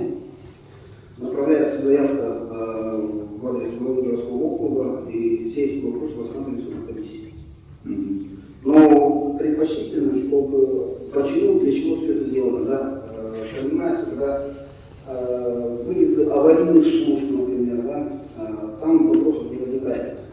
Любая прерывистая линия, она образует за собой пробочку. То есть машина остановилась, чтобы повернуть налево, а за ним уже начинается перестроение. Да, так и есть. Все эти вопросы, естественно, все рассматриваются комиссией по безопасности и принимается какое-то решение. Если решение принимается в положительную сторону, то, естественно, вся различие меняется. Почему вопрос про двойные сплошные? Просто по ощущениям 2 года не так было, побольше поворотов было, поэтому я, возможно, да, что технически нет где-то там возможности поменять. Сергей Александрович, наш вопрос, как изменить эту ситуацию? Я повторюсь, формулируем выступление как вопрос. Да, это не абстрактный вопрос, я написал письмо. Конкретно я знаю, где мне нужен поворот, я написал письмо, не знаю, куда писать, как руководитель, я написал, зашел на сайт ГИБДД, написал. Мне пришел ответ, что его куда-то там передали в окружную администрацию. Ну, окей. Василий Петрович, вы можете ответить, куда самого именно? Ну вот Красильникова, эту улицу я там конкретно просил, обозначил была. Да. Ну, скажу честно, таких писем не получал. Ну вот. То есть там куда предприниматель появится, куда писать? Адрес главы. Прямо на главу города писать? То есть прямо письмо, Сергей, прямо письмо на главу города пишите, можете, путей подачи письма достаточно много, и отпустится на исполнителя. И насколько это реально сделать заезд? Если касательно ИКД, там у нас улица Красильникова, да, получается. Как раз у нас положен перед светофорным объектом, я боюсь сейчас принимать решение, но скорее всего это писать. Сергей Александрович, есть, да, у вас еще какой-то вопрос? Да, хотел еще спросить, строительные сроки, которые обозначены в 2 ГИСе, например, опять пресловутый 2 ГИС, они, вот эти дедлайны, они реальны?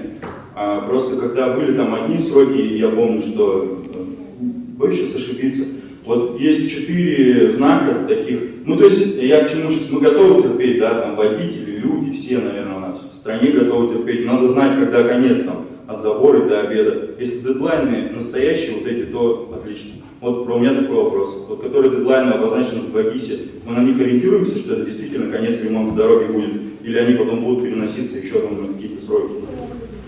Ну, скажу прямо, честно, бывают такие ситуации, когда сроки немножко корректируются. Бывает, раньше заканчивается, бывает чуть раньше. Ну, вопрос именно, я же с нами ГИСом разрабатываете, говорите, что то есть у вас прямой контакт, эти сроки, они выходят из распоряжения окружной администрации. Если там указано, например, 31 октября, то она там уничтожается. А по факту, как же работа завершена, зависит уже от факта. Ну, потому что 25 октября выходит. Это к вопросу, с которого вы начали, про общественный, да, может быть, одна из целей, такой общественный резонанс маленько по поводу этих всех дорог, 9 мая, еще что-то перекрывается, по-моему, перекрыто, ну, волнения есть, да, определенные в обществе. Нам надо их снизить, как их снизить? Ну, хотя бы сказать, когда дедлайн, настоящий объект сказать, ну, 2 ГИСа, наверное, может быть, в Инстаграме, ну, вот в СМИ. Все, спасибо. Спасибо большое.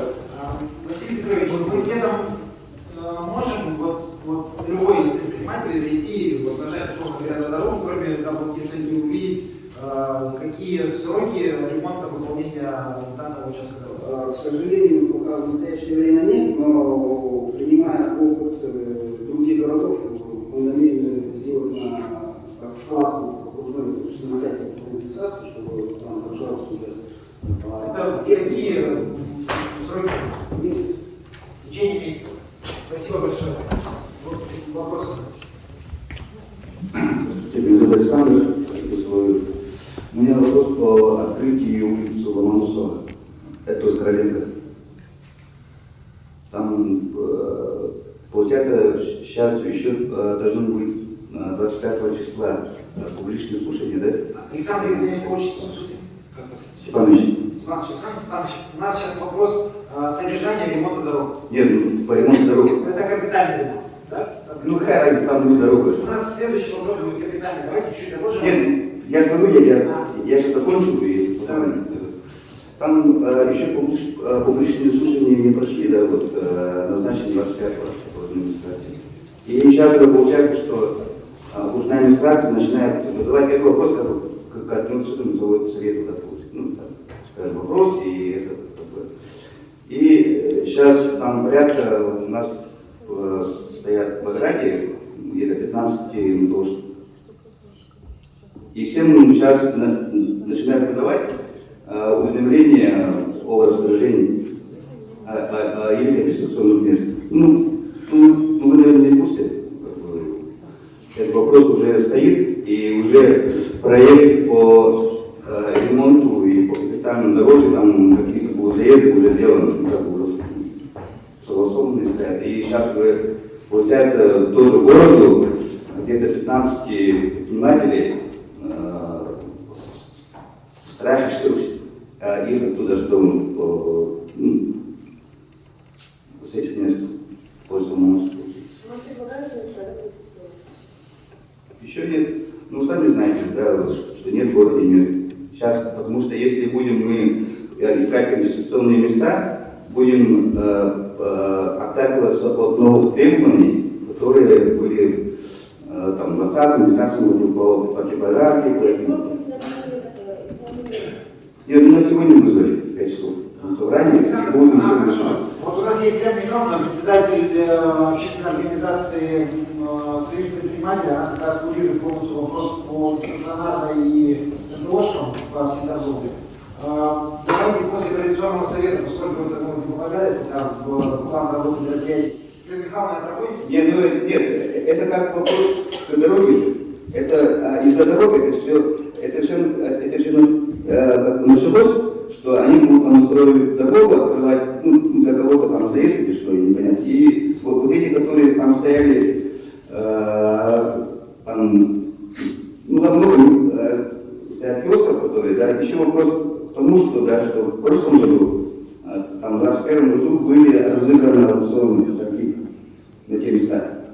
Там, я как знаю, было 2 торга, мы еще там одну выиграли. И как это получается, если сейчас прокуратура и кто-то ссылается на то, что там по территории или по расстоянию не подходит, как окружная администрация разыгрывали эти торги?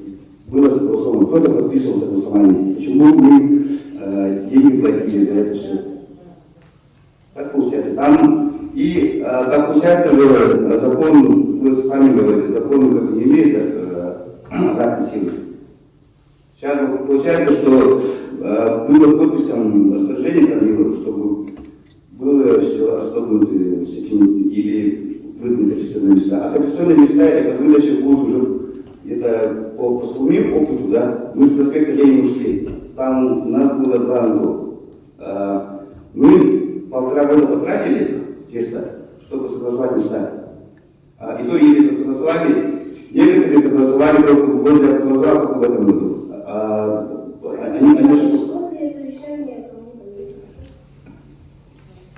Нет, ну... Нет, понятно, Александр Степанович, смотрите, сейчас, еще раз повторюсь, у нас вопрос стоит, это текущий ремонт и содержание дороги.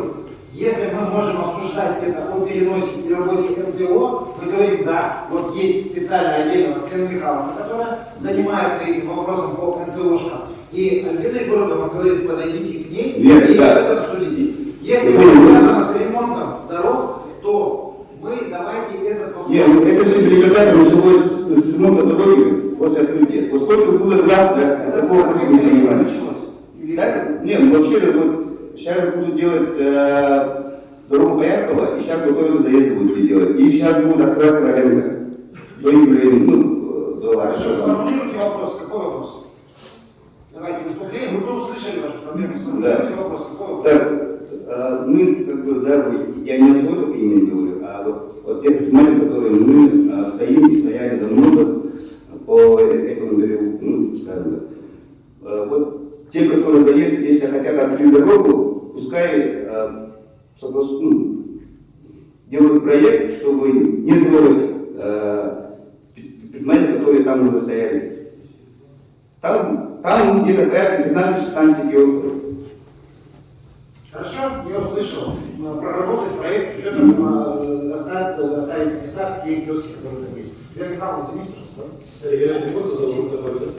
Да, конечно. Добрый день, Александр Васильевич, заместитель директора по устройству. Для вопроса работы своей задачи открыть именно проект, то поводу волновался буквально 47 минут. В этом году мы делаем капремонт озера Челси, то есть от проспекта до задуманный был прямой проект по Емельцу. А для этого требуется разработать протокол и пройти публичный слушатель. Если поддерживать, то данный такой проект. А именно оставляя подгрузки на этом месте, даже больше потому что закрыться такого, они помешают доезда, посещения. Я добавлю, что окончательное решение не принято. Будут принято после Скажите, пожалуйста, кому подойти по этому вопросу, чтобы посмотреть на проект, который вот планируется у вас сегодня? Чтобы уже заранее знать... А вас кому на 5 часов вызвали сегодня? В округ. Для получения Она удовлетворения, сказала, да? уже нет, она же сегодня написала что-нибудь. А, уже не будет. Ну, будет, не будет, но все равно будет завтра. Или понедельник. Кому подойти?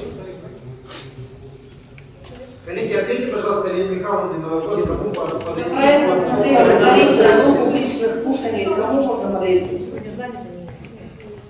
Вообще по дорогам процент, который... Нет, Василий Афанасьевич, наверное, вы, да, сможете с Еленой Михайловной? Да, именно по конкретно, если будут у нас положительное запрещение публичного слушания, мы тогда будем разработать. В настоящий момент проект отсутствует.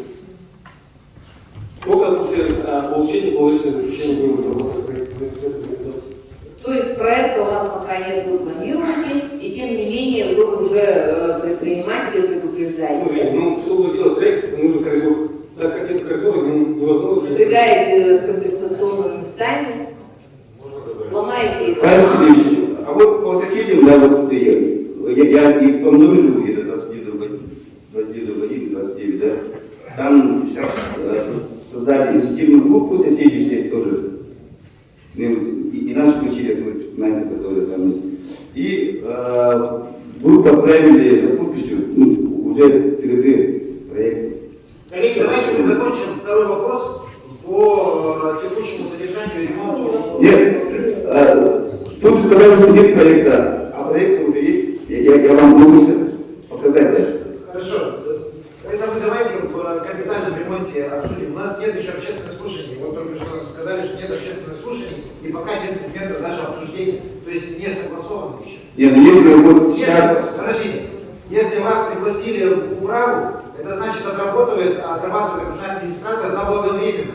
Посмотреть с вами и отработать. Есть у вас договора, нет у вас договоров. Какие возможные перспективы. То есть, может быть, вы уже не работаете, может быть, вы завтра закрываетесь, может быть, вы нелегал и так далее, и так далее. То есть, для того, чтобы провести общественное слушание, окружная администрация надлежащим образом выполнила свои ответственности работы, ей необходимо отработать с каждым предпринимателем. И то, что с опережением действует, это в том числе и результат работы Координационного совета, который заставляет все органы и структуры отрабатывать заблаговременно. И то, что заблаговременно с вами еще до общественных слушаний начали работать, это огромный плюс. Ваш вопрос услышали, пока предмета обсуждения нет, давайте мы дождемся, Лена Михайловна отработает. Давайте мы на это времени будем. Спасибо. Вопрос, пожалуйста. Василий Петрович, а можно вопрос? Я правильно услышала, что на сайте окружной администрации, в принципе, никаких мы сейчас не можем увидеть сроки завершения каких-либо определенных этапов работы? Этим у нас информированием занимается служба по взаимодействию с СМИ. Когда выпускается распоряжение, последним пунктом распоряжения, есть пункт отдельный, что СМИ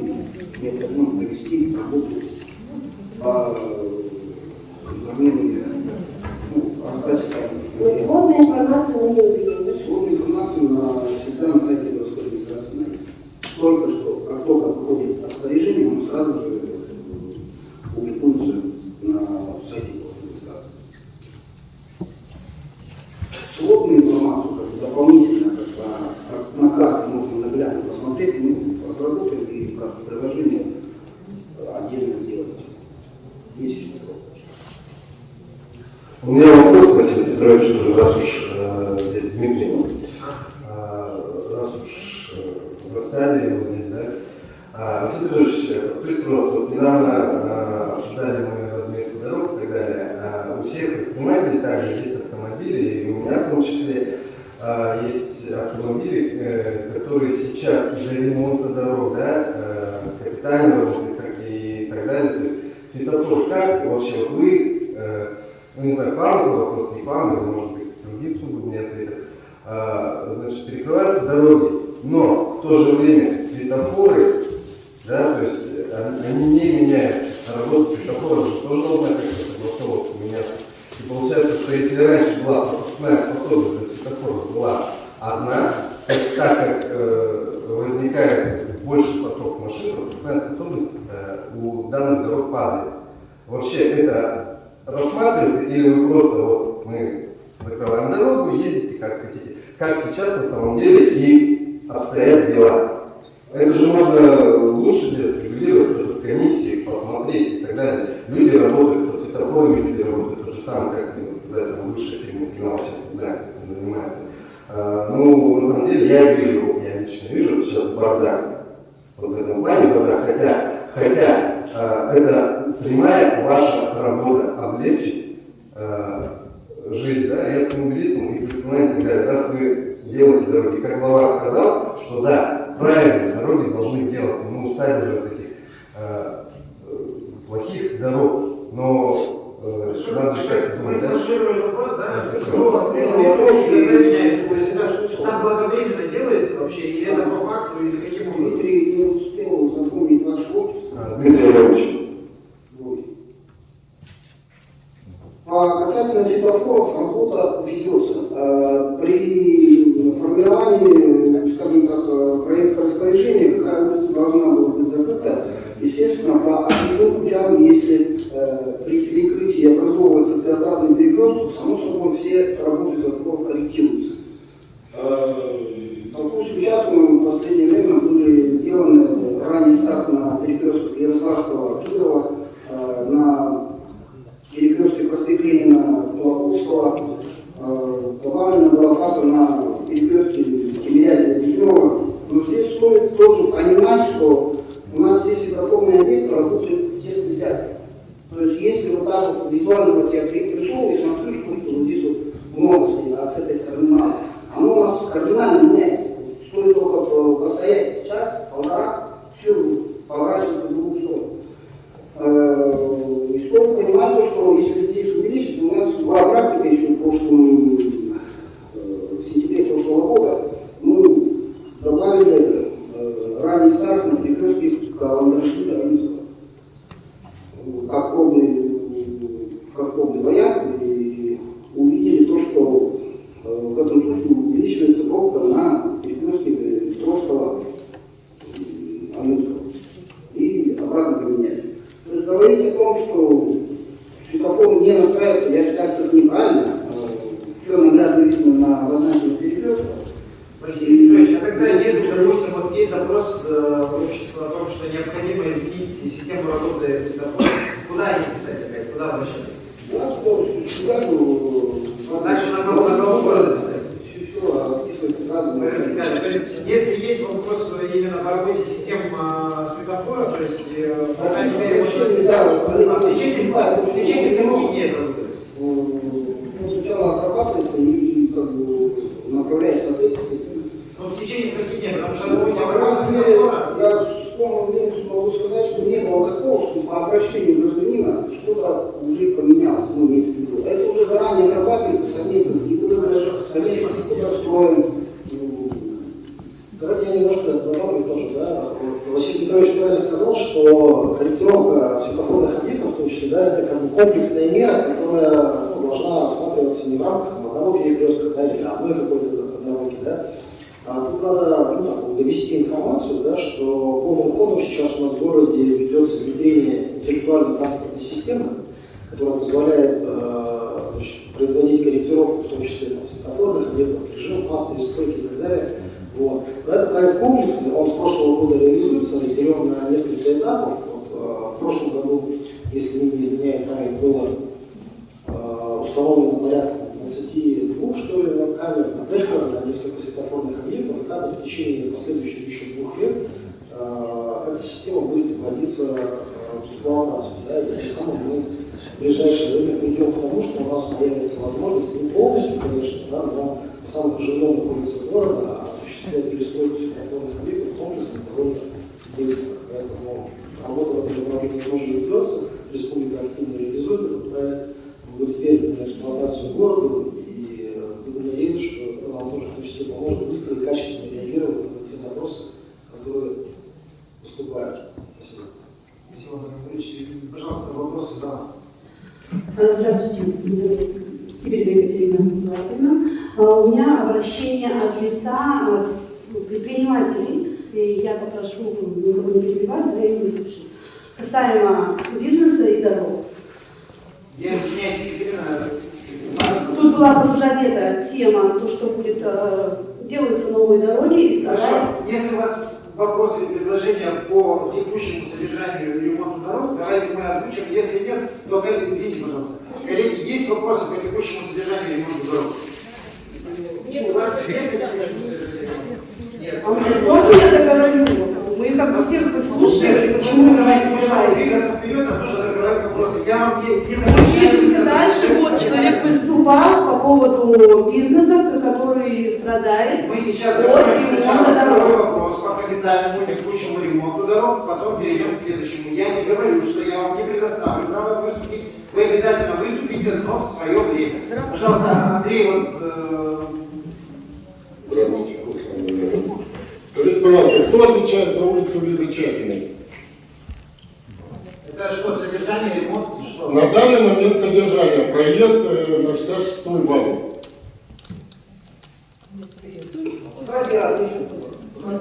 Подождите,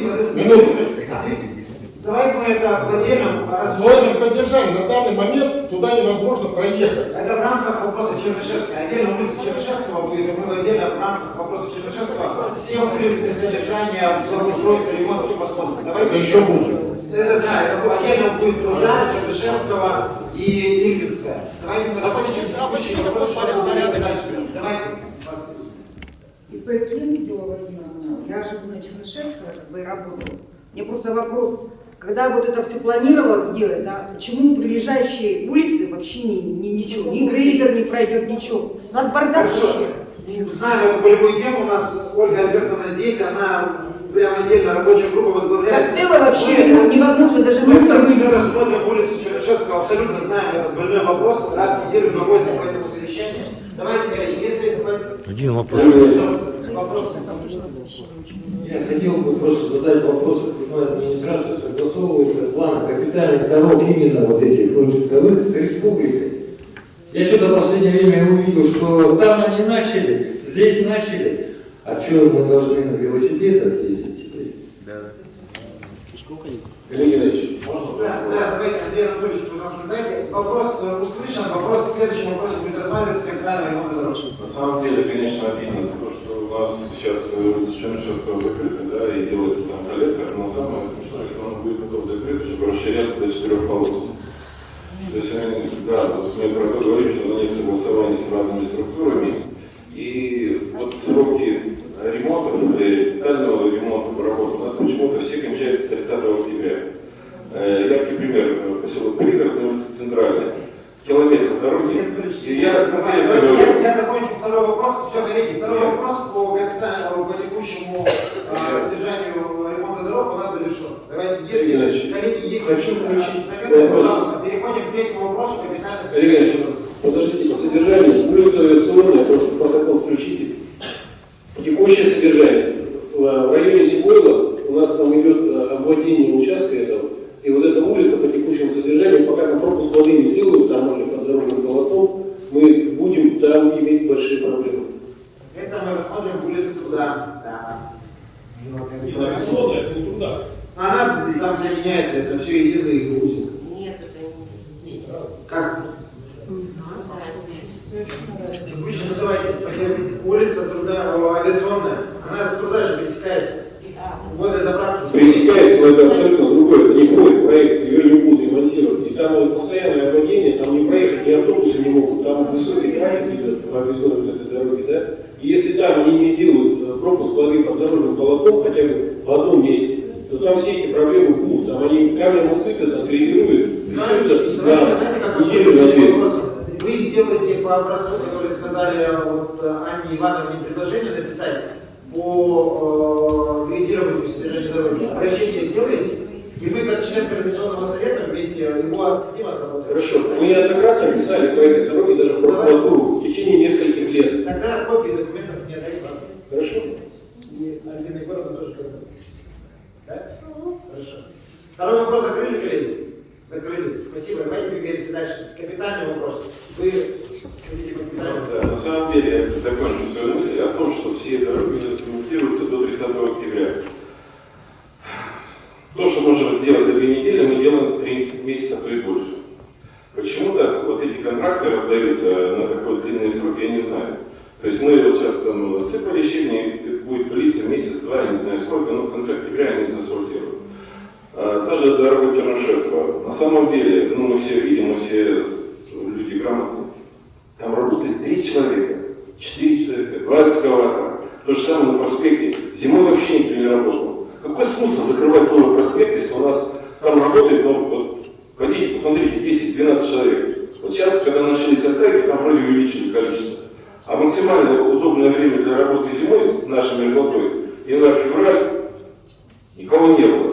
Потому что опять сроки сдачи октябрь-ноябрь этого года. Если бы мы давали короткие сроки, месяц-два, то они бы там работали 120 человек, круглые сутки, 7 дней в неделю. Вот этот бардак с этого начинается. Мы удешевляем строительство, мы нанимаем самые дешевые фирмы, у которых еле живая техника и абсолютно непонятно какие специалисты. Уменьшили стоимость миллиарда до не знаю сколько, и получили потом в итоге размороженный проспект Ленина, и что потом будет с этим асфальтом, тоже никто не знает. Спасибо. Спасибо. Давайте в рамках капитального ремонта дорог, что планируется к обсуждению? Планируем работу по капитальному ремонту дорог, график работы до конца действия проекта ПКД безопасной качественной дороги с целью увеличения предпринимательского сообщества о дополнительных нагрузках на бизнес, связанных с отсутствием и ограничением транспортной доступности. Инвентаризация и ремонт альтернативных путей проезда и объезда планируемых дорог или перекрытия. Дорожный штаб на наличие прокуратуры ушла, да? Уже была отдельный вопрос еще задать по исполнению распоряжений и поручений. Реестр подрядчиков, занимающихся ремонтом дорог города Иркутска, по каждому количеству предписаний, требований, актов, штрафных санкций, судебных регулирования споры, также кто был включен в реестр недобросовестных. Как предложение было сформировано, сейчас обсудим, это организация единого колл-центра, либо единого информационной площадки. И Елена Михайловна, у тебя выгода? Отдельное выступление? Да? Да, тогда давайте пока единый доклад сделаем Елена Михайловна, а потом перейдем по специалистам присутствующим по поставленному вопросу. Еще раз здравствуйте, уважаемые предприниматели, очень рада вас видеть. Не так часто мы собираемся, но я думаю, уже достаточно такая болевая тема у нас назрела, да? Сегодня у меня такой достаточно обширный доклад.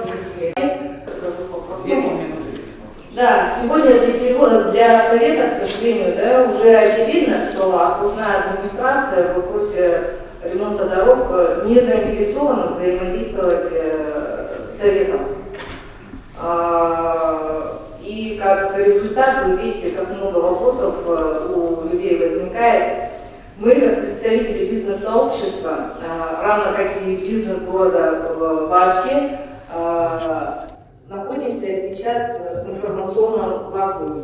У нас нет ни проектов, вернее, ни планов о дорогах, да, какие дороги будут делаться, ни графиков дорог. ни тем более никто из нас не видел в глаза еще ни одного проекта дорог. Это все очень печально, потому что, допустим, недавно вы все были очевидцами такого сообщения в СМИ, когда было опубликовано распоряжение о том, что закрывают улицу Пояркова и останавливают там транспортное движение, автотранспорт. Это вообще предприниматели, которые ведут там на этой улице деятельность, застало их врасплох. Слава Богу, что эти планы изменились, иначе, конечно, был в городе полный коллапс состоялся. Отсутствие информации о плане работ не так страшно для простых горожан. Простые горожане эту информацию примут к сведению, берут терпение, будут ждать, готовиться к неудобствам временным, будут ждать этих долгожданных улучшений. У бизнеса не так. Нам нужно знать планы городской администрации по дорогам. Мы должны планировать свои бизнес-процессы в соответствии с тем, будет транспортная завтра у нас доступность, не будет ее. Потому что у вас, у чиновников, если вы сделаете ошибку, ну, что максимум там, какое-то наказание будет административное. В бизнесе не так. Мы живем по законам рынка. Любая ошибка для бизнеса карается рублем. И это все очень печально закончится. Может. Тем более в тех условиях, которые у нас сегодня в стране сложились. Поэтому я прошу возобновить старую работу, которая раньше была налажена с совета, когда у нас был мэр Василий Сергеевич. Мы, кстати, неоднократно добивались того, чтобы нас внесли в дорожный штаб. В 2020 году я приняла в заседании в сентябре, это очень поздно, в 2 заседаниях. По одному вопросу мне удалось даже помочь по улице Пояркова предпринимателю. Больше меня не звали. Этот вопрос мы неоднократно поднимаем на совете, но вообще безрезультатно абсолютно.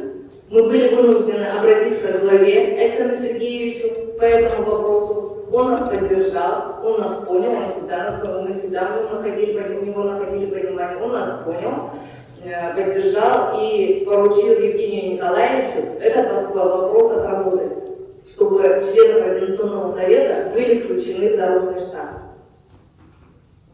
Время май, мы так еще ни одного заседания дорожного штаба не посетили, не приняли участие. Нет, я еще не закончила. Поэтому мы просим вернуться к этой работе, и для предпринимателя расскажу вкратце, коротко, как эта работа проходила. Была создана рабочая группа, очень удобно было, что туда входили все заинтересованные группы лиц. Архитектура, которые были держателями проектов, агентство земельных отношений, люди, которые владели земельной ситуацией на территории ремонта дорог, заказчик, госстрой, исполнители, подрядчики те же, да, при необходимости приглашали сетевиков, там, и Пускэнерго, УГРС, водоканал, если нужно, и нас, когда возникает ситуация, что-то связанное с объектами бизнеса. Все прямо вот так вот раскатывали на столе проект, смотрели, у кого какие проблемы возникали. И тут же эти вопросы решали. Если невозможно было это решить в кабинете, тут же выезжали на место и смотрели на месте. Как эту проблему решить? Там заездной карман мешает, заезд или остановочный карман мешает, или что-то. Тут же на месте принималось решение. Писался протокол, и эти протокольные решения, они обязательно отслеживались. Это было очень удобно. Это был очень оперативный, хороший инструмент, которого мы сейчас лишились. И вы сами видите, вы сами сегодня свидетели, что у людей возникают вопросы. Проблема в том, что эти проблемы можно... проект, он сам по себе, он несовершенен. Мы понимаем, что он может не учитывать заезды, да? Он может по-разному быть. Бывает, что просто забыть. Бывает, что дорожная ситуация диктует, что здесь заезда не может быть. Разные. Бывает, что вы парковку не предусматриваете. Бывает такое, что вы в парковке просто блокируете ее бордюрами. Такое бывает, мы это все понимаем. Человеческий фактор никто не исключал. Мы это все понимаем, но главное в этом вовремя выявить проблему и вовремя ее устранить. Не в сентябре, не в конце сентября, когда уже сделать невозможно ничего. Не в октябре. Когда ведутся работы, в ходе работы, как это было раньше. Отдельная тема — нестационарные объекты. Антон Анатольевич, я вижу, что у окружной администрации складывается очень устойчивая тенденция избавиться от микробизнеса. Под любым предлогом. Под законным, да, такое есть. Но и под сомнительными тоже. Поэтому, как общественное объединение, буду постоять за каждого. И мне очень прискорбно констатировать то, что и в этом вопросе Совет прекратили предложение. При Арсении Сергеевиче ни одно совещание, которое касалось предпринимателей, занятых в нестационарных объектах, не проходило без меня. Сейчас я узнаю о ситуации постфактум от людей. Школьными путями. Прямой информации, прямой связи с нами нет. Прошу обратить на это внимание. И я призываю руководителей окружной администрации к возобновлению работы с общественными объединениями бизнеса в прежнем формате, как того требует федеральное законодательство, а не исполнять его так чисто формально. Да, у вас есть общественный совет, да, вы проводите орлы, да, публичные слушания, но все это проходит формально. С проектами ситуацию вы сами знаете. Проекты нормативно-правовых актов. У вас есть отличный совет, отличный инструмент, который мог бы предостеречь и окружную администрацию, и бизнес Якутска. Мы, совет, всегда выступаем по принципу баланса интересов. И в первую очередь это не бизнес. В первую очередь во главе всего у нас горожане. Только после этого бизнес и потом интересы города в общем.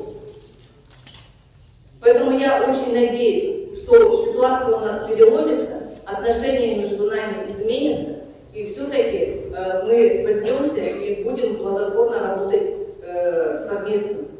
Спасибо. Спасибо, Леонид Михайлович, за официальное выступление. Антон Анатольевич все взял на карандаш, возможно, есть какие-то реплики. Да, спасибо, Леонид Михайловна. Но в части участия в дорожном штабе вопрос, можно сказать, уже решенный. С возобновлением работы дорожного штаба вас пригласят в качестве представителя Координационного совета и специалиста по дорожному строительству. Далее, что касается того, что у нас, возможно, выстроена какая-то, может быть, не совсем рабочая система, да, тут я, наверное, не совсем соглашусь. Мне кажется, мы все открыты к любым взаимоотношениям, к любым взаимодействиям в рамках работы Координационного совета, в рамках прямых каких-то рабочих групп. Поэтому, если есть какие-то дополнительные предложения, ко всему открыты. Дверь моего кабинета всегда открыта. Антон Анатольевич, подождите, вы говорите, когда возобновится работа дорожного штаба? Время середина мая. Не было ни одного заседания, ни за что не говорили. Давайте уточним. Я не просто сколько сегодня надо У нас совещания уже идут ежемесячно, каждую среду с 8:30. Они не прекращались. В прошлом году мы вас вызывали, да, вы принимали участие. Что касается обращения предпринимателей, конкретно не знаю, куда обращаться, Октябрьская 22 количество, что первое, да, что прием можно оставить. Любой заявкой мы рассматриваем ее индивидуально, порядке вносим введение в проектную документацию, объяснять то, что мы вообще не реагируем, это немножко неуместно. Все эти отработки, они также фиксируются в проекте следственной документации. Что касается распоряжения перекрытия проекта, она не отменена, она действует, работы на ней ведутся. Сейчас вот ни один предприниматель работает в следующий год. Антон Анатольевич, я пойму, что штаб идет, минуточку, извините, что штаб работает, но предприниматели не приглашают, не считают нужным. Вот это именно отношение главы к Координационному совету, и именно этот штаб уже это понял, что звать Координационный совет совсем не стоит. Оказывается, у вас будет. Там решаются технические вопросы по поводу перехода, по поводу пересогласования. Олег Геннадьевич, предложение у вас в отношении этого есть? Разрешите? Вот, Антон Анатольевич, здесь даже не в дорожном штабе надо участие принимать, а на предварительном этапе. То есть, в принципе, было согласовано первоначально, когда была другая администрация у нас, да, когда приглашали всех заинтересованных лиц. То есть предполагалось, что будет производиться ремонт еще до производства проектных работ, собирали предприниматели, все эти вопросы регулировали. То есть в дорожном штабе как бы прямого участия может быть и не надо, потому что технические вопросы, здесь я соглашусь, но предварительно должны были все проблемы озвучить, проектировщики должны были это в проекте все отразить, потому что когда уже проект отторговали, деньги потратили, никто ничего менять не будет. Вы это четко понимаете, да? Если не сделано проблема, не заложено это деньгами, никто делать не будет. Если заложили 3 метра дорогу ширину, да, проезжей части, она так и будет. Если нет пешеходной зоны, там еще чего-то. То есть необходимо производить координацию, это первое, да, до того, как, ну, еще вы в проекте же знаете, что будет ремонтироваться, да, вы заявку уже подаете, как это знает администрация. Почему вам предварительно не собрать все заинтересованные лица, в том числе и подрядчики, которые выполняют основные работы, у нас их не так много в городе, чтобы они сказали, какие у них проблемы, что асфальт не могут купить, что это они не могут сделать, что здесь у них взаимодействия нет. Здесь нужна координация. Я просто приведу в качестве примера, когда производилась реконструкция улицы Дзержинского, основная артерия города. Город не стоял от площади Орджоникидзе до порта. Вот то, о чем говорит Лена Михайловна, да, когда возникали технические моменты, выезжали туда, и по лоткам смотрели, и по переходам смотрели, и по заезду смотрели. Но это все детали, потому что предварительно было согласовано вплоть до того, что, наверное, все в курсе, что был Т-образный перекресток Дзержинского и вот объезд на объездную дорогу заезд. И в рамках вот согласования как раз сделали кольцевую развязку. То есть внесли изменения даже в проектную документацию, сделали кольцо. В результате этого пробка у нас от строителей до перекрестка ушла. То есть вот здесь было четко, ясно организовано взаимодействие тех, кто работает, тех, кто ведет бизнес, да? Потому что у нас, как только мы начинаем сейчас задавать вопросы по дорогам, нам задают риторический вопрос. Вы хотите хорошие дороги? Да, конечно, мы их хотим. У меня другой риторический вопрос. А для кого эти дороги? Бизнес умрет. Раньше вот у главного архитектора была фишка озеленения кругом. По 3-4 метра там вот эти все зеленые зоны. В конечном итоге, в ходе обсуждений, убрали это все, потому что это не приживается, потому что пустая трата денег. И состояние дорожного покрытия, да, где мы что делаем, мы должны все это дело согласовывать. В качестве примера приведу ремонт Бестужева-Малинского, который 2 года назад производился, да, когда вот уже не было всех этих действий, которые по согласованию, по координации. 2 сваи положили, и 2 месяца дорога стояла. А бизнес, который там находится, практически половина, там 30% убытки. Потому что сезон строительный, он, извините меня, и для дорог, и для производства ремонта один и тот же. А там база, которая по продаже краски, там, строительных материалов, нельзя так подходить. То есть, если вы это делаете для людей, вы сначала с людьми это все и обсудите. Не нужно это делать для аппликации, для того, чтобы показать красивую картинку, чтобы положили асфальт. И потом этот асфальт, на какой срок, если нет согласования, посмотрите улицу Пирогова. Положили новый асфальт, продержался сколько, 2 года? Сейчас опять там все скрыли. Сейчас там вода. Хорошо. Мы действительно об этом говорим не 1 год, наверное, да? Я думаю, что все-таки это наследие предыдущего руководителя города, потому что при С.М. Сергеевиче, да, действительно был прямой контакт, получалась сразу обратная связь, и все участвовали в процессе ремонта, ну, скажем так, ремонта дорог. При предыдущей администрации средства было утеряно, на сегодняшний момент мы должны тогда действительно озвучивать и ставить ультимативно участие общественников, предпринимателей непосредственно в всех общественных... Да, сейчас, секундочку. Я вижу вас. Во всех мероприятиях, как планировали, как проводили. Даже вот по Курсе Координационного совета, скажу, Общероссийский народный фронт, членом которого я являюсь, несмотря что это президентское движение, и мы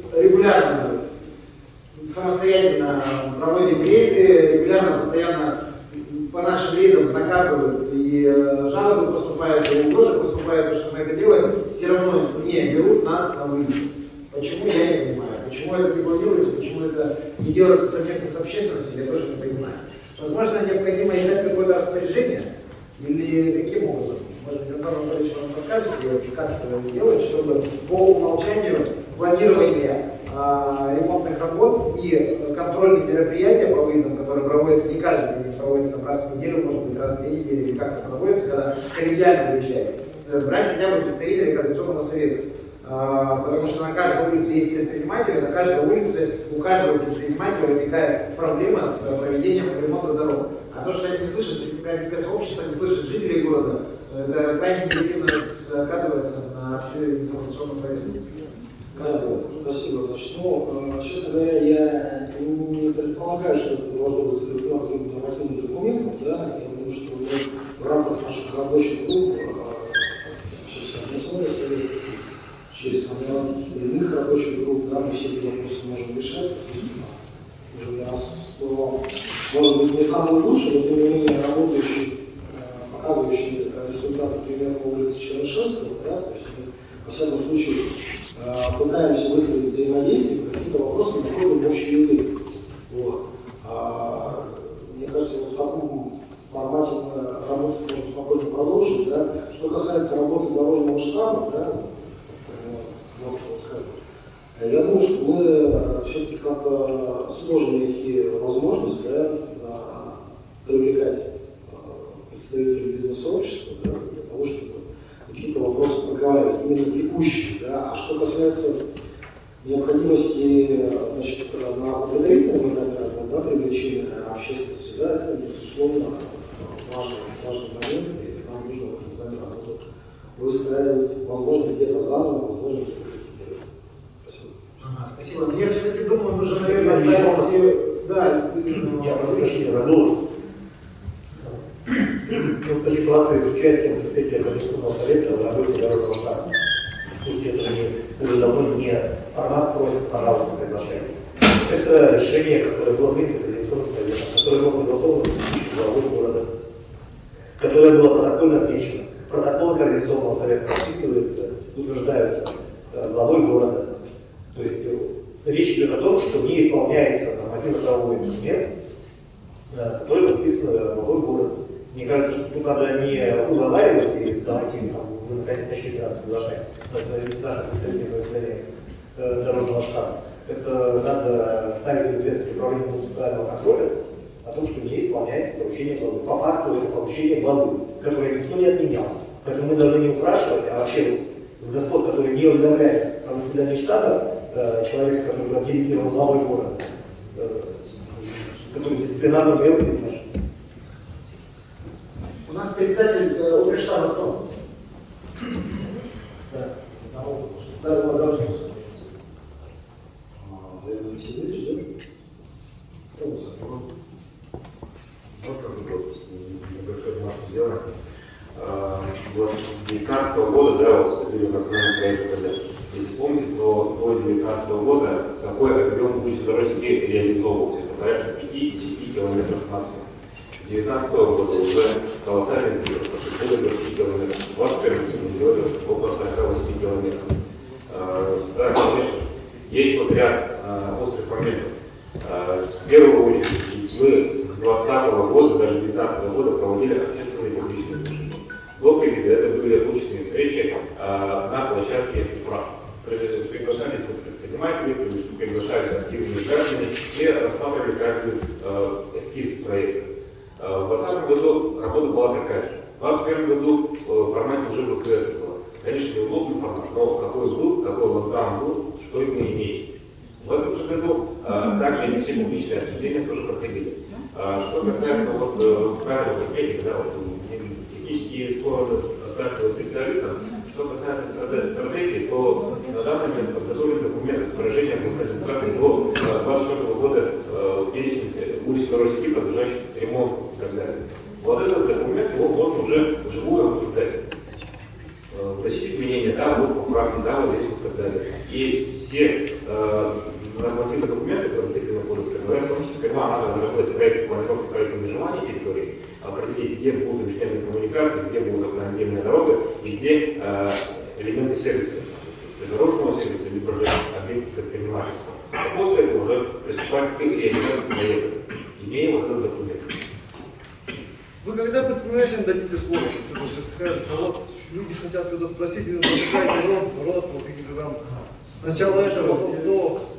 Дайте сказать ему. Сейчас, секунду, Олег Геннадьевич, давайте протокольно внесем предложение. Те люди, которые ответственны за посещение координационного совета, это вот у нас из прокуратуры, и те ответственные лица, которые принимали участие и души, все-таки дать представление руководителям данных лиц, которые приглашали, чтобы они понесли персональную ответственность. Мы тоже люди бизнеса, мы рабочие люди, мы бросаем свой бизнес, несмотря на то, что мы теряем свои деньги. А эти люди сидят на зарплате, ту, которую зарабатываем мы. И они берут на себя смелость и покидают заседание, чтобы ответственно именно отнеслись к ним и дали Координационному совету ответ, как и какое они внесли наказание. Все верно, да, отметил, тоже это неприятно. Предприниматели, мы вас видим, мы вас слышим, просто есть Координационный совет, это основное выступление, доклады. Мы понимаем, сейчас все будет все в порядке, хорошо?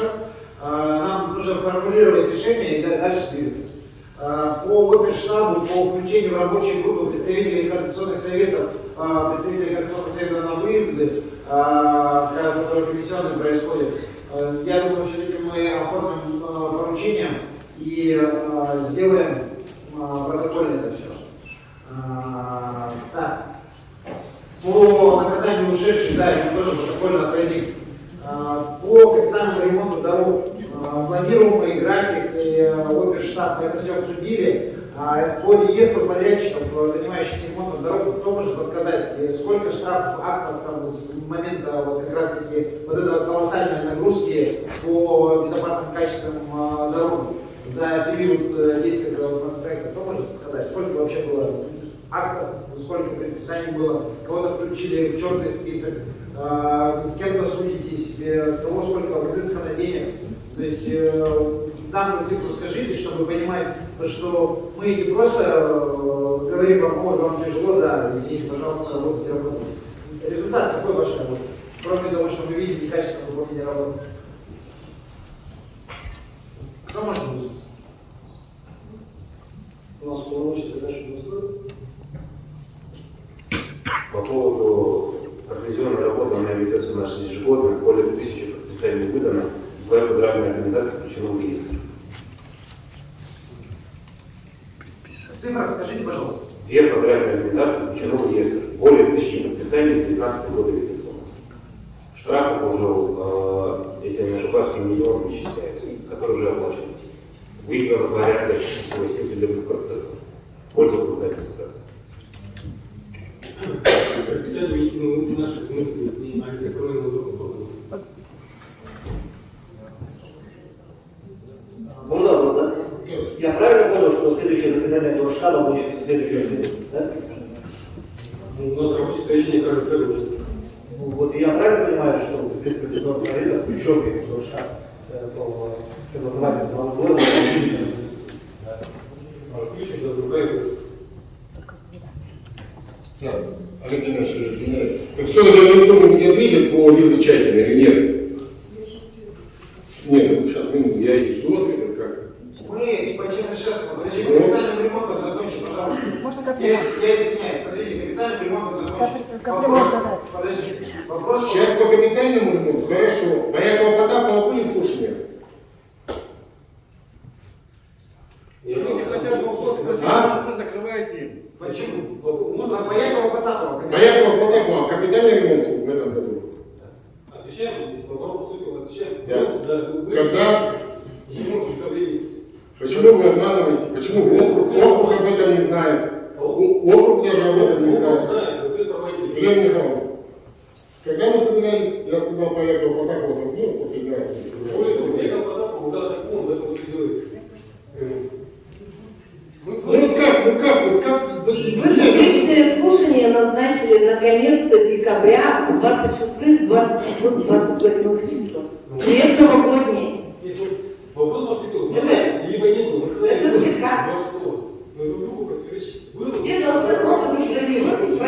приглашать работать специально. Так, коллеги, давайте вы не превращайте балаган. Вопрос был задан какой? По Якову Потапову. Проводились ли общественные слушания? Проводились общественные слушания? Они не были, их не было. Так, по улице Бабушкина. Так, подожди, а когда проводились, я не понял? Они состоялись. Если состоялись, то мы обязательно хотим запросить протокол данных общественных слушаний. Хорошо?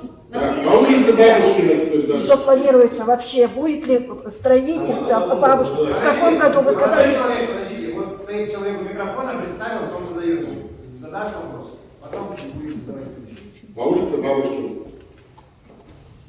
Что бабушка? Бабушка на круге, переходящий в одной следующей году. В 2020 году были проведены общие слушания по промышленному округе по улице Бабушкина. Сейчас уже есть управляющая организация. Я пока затем, значит, кто у нас на данный момент сейчас производил ямочный ремонт по улице Чайковского? Нет, это не ямочный ремонт, это улица Тарантино. И почему она недоделанная? Нет. Это вы считаете, нет, это вы считаете вот такую вот дорогу, что она доделана, и там где квадрат. Как доделывается? Как доделывается? Как доделывается? Мы неделю назад выезжали туда, я показывал. Олег Геннадьевич. Где я показал, там и сделали. Ну это я не показал, вот прямая, да? Почему вот это нужно наезжать? Я уже, извините, конечно, это же, это вы не кабинет, у вас специалистов нет или техники. Да, вопрос вот как раз и предпринимателей. Почему вы тогда нарушаете весовой контроль? Вы когда... проезжают вот такие тяжелые машины. Я вопрос задал, почему по этим дорогам с 15 года едет в течение 5 лет. Почему плохо сделали? Подождите, вопрос по Чайковскому. Не ответили. Вопрос был задан по Чайковскому. Пожалуйста, давайте без эмоций и не переходить, а вы, а я. Вопрос задан по Чайковскому. Мы ездили и в рамках карантинного ремонта они собрались делать дорогу. Это кто делает? Подрядчик ямочный ремонт? Или кто делает ремонт? Подрядная организация. Это ремонт, гарантийный ремонт. Да, получается, делает гарантийный ремонт. Будет полностью вся улица Чайковского переделана, там уже больше 40%. Как долго они будут делать? По данной улице Чайковского сколько предписаний? Наказали бы подрядчика нет, потому что отвратительное состояние дороги с первого дня.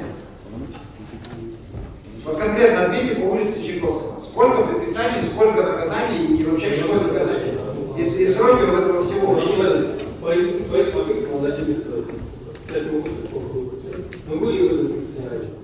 Вот для чего мы здесь собираемся? Один цифры не знает, другой я не могу ответить. К чему собираемся все?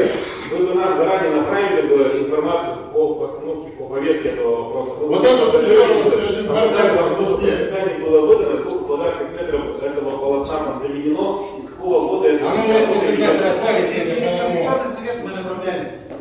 Не знаю, возможно, до вас не дошло, не знаю, через Конституционный совет мы готовили всю повестку. Коллеги, даже давайте конкретно дальше вопросы. Какие по капитальному ремонту?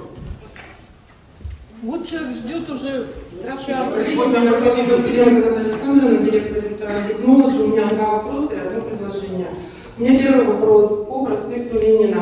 Все-таки дайте, пожалуйста, четкое понимание по срокам, когда будут открыты участки или по целому проспекту, потому что у меня конкретно, например, на проспекте Ленина 2 ресторана расположены, которые сейчас работают не будут. По проспекту Ленина 10 мая мы открыли участок Колокольского-Петровского. По времени схемы дальше, чтобы граждан соблюдать правила дорожного движения, работы ведутся, там дорога без 4-го покрытия. Перекрестки мы открываем с 20 по 25 мая, зависит от завершения отопительного сезона. На каждом перекрестке у нас идут перевозочные работы как сетей водоснабжения, канализации и газоснабжения. Как отопительный сезон закончится, перевозку выполнен, Ростехнадзор приняли для работы, мы уже откроем перекрестки. Ориентируемся с 20 по 25 мая. Они откроются для автомобильного транспорта или для пешеходного? Для автомобильного и пешеходного транспорта на перекрестках. Легковое движение по проспект Ленина на данном этапе не наблюдается. Сквозное движение было только после завершения укладки асфальтобетонного покрытия. Ориентировочно мы планируем завершить к 27 сентября, к 11-летию после СССР. Но есть определенные факторы, которые мешают производству работы. Понятно. Следующий вопрос по улице Бояркова. У меня тоже там есть предприятие, да, и вот вообще хочу вот предложение озвучить.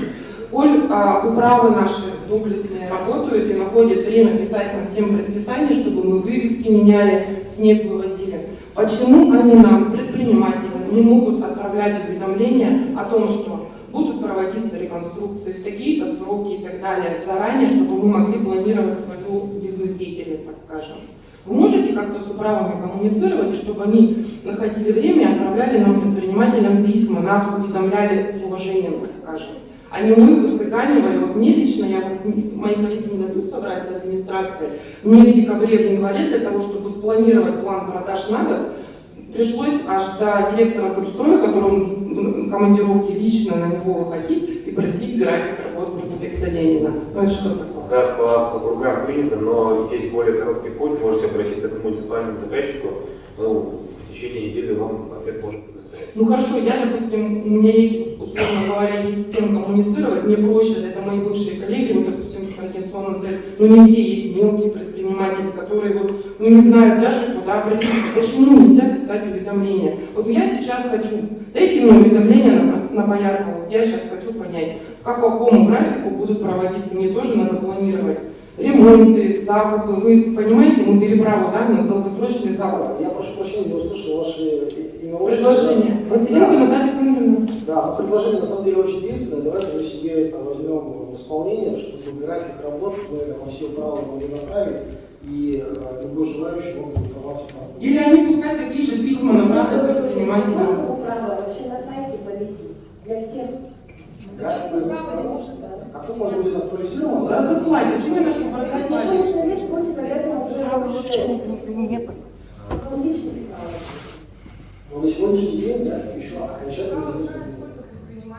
Мы очень просим, просто вот умоляем, дайте нам графики. Нам нужно понимать, как мы будем жить и выживать дальше. Мы сейчас выживаем после ковида, вы поймите. Вы вот эту вот историю затеяли не раньше и не позже. Как только закончился локдаун, вы весь город повергли просто во второй шок. Вы нас уже убьете просто, ребят, убьете. Для информации, Бояркова не работает вам, переходящий к следующему. И в этом году был разговор, я честно процент производства. А следующий был самого графика.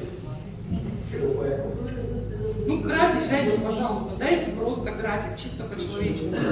Да графика толка нету, они его не выдерживают. Да, не выполняются. Ну, хотя бы какие-то ориентиры, ну как вот жить в неведении, как работать вообще, как людей нанимать? Уже на 30% он изменился. Ну, кошмар же. Коллеги, есть вопросы по капитальному ремонту, пожалуйста, присутствующие.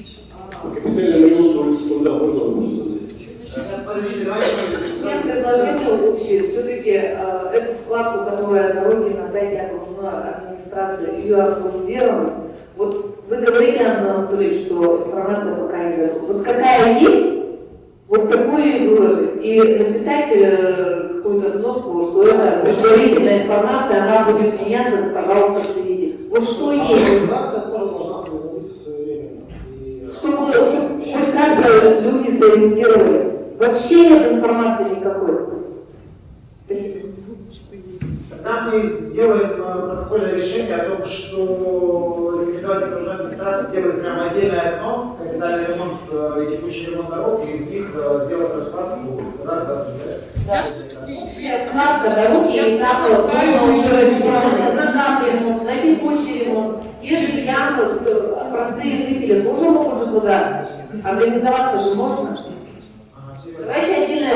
Олег Геннадьевич, я все-таки настаиваю, чтобы через управу коммуникация шла. Вот находят же они время специалистов отправлять дурацкие предписания на чисто. Это идея хорошая, через управу должна быть коммуникация. Не должны проводиться формально публичные слушания в Новый год, да? А должно производиться взаимодействие, работа управы на местах, которые лучше знают предприниматели, предприятия, какие вопросы у них там есть, да? И перестаньте вот эти бесконечные предписания бездумные отсылать через управу, то есть они как печатная машинка, там только сделайте то, сделайте все. У нас была пандемия, закрыли торговый комплекс полностью, а нам пишут, помойте фасады. Слушайте, ну просто вот надо какие-то разумные вещи как бы излагать, и управа не для организации взаимодействия муниципалитета с населением и с предпринимателями, которые работают в рамках этой управы. И мне бы хотелось, Анатолий, все-таки еще обратить внимание, что отсутствует персональная ответственность тех людей, которые должны отвечать за координацию и контроль производства работы.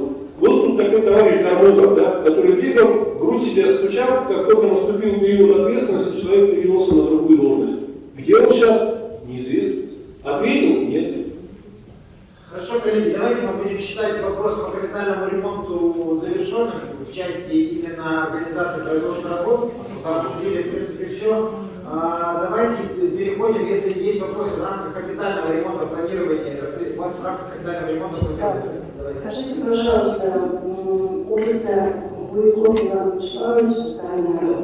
Скажите, пожалуйста, улица Речников до Бабушкина перекрестка, что-то планируется, там позже, весной, осенью невозможно проходить.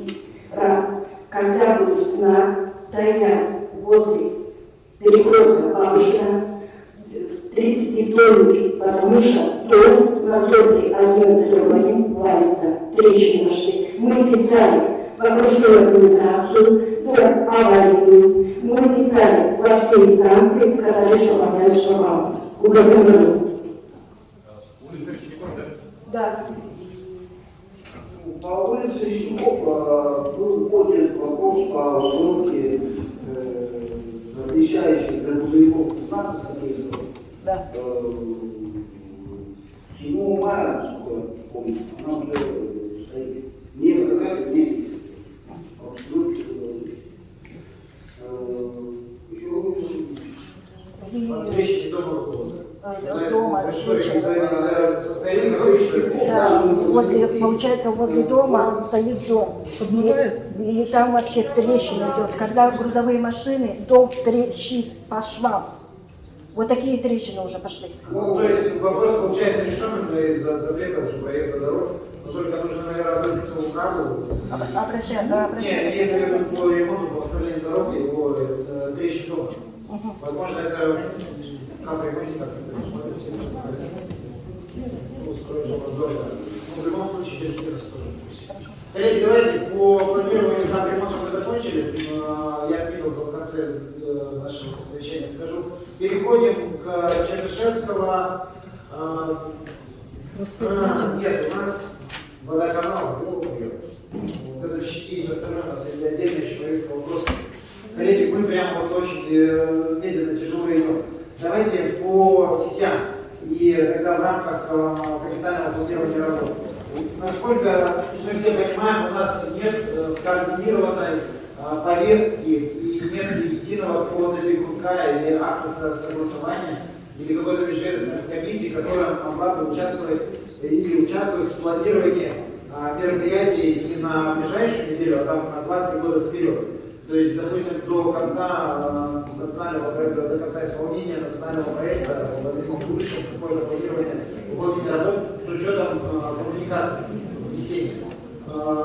Есть такая комиссия, или межведомственная комиссия, или какая-то согласительная комиссия, или акт согласования? Вы можете. Я отвечу. Как раз таки мы окружной администрации просили предпринимателей и вообще общественной организации, чтобы оказать содействие для того, чтобы урегулировать этот вопрос. В прошлом году было подготовлено распоряжение главы Республики Саха-Якутия 588 о регулировании взаимодействия между ресурсоснабжающими организациями и собственниками имущества Росетей.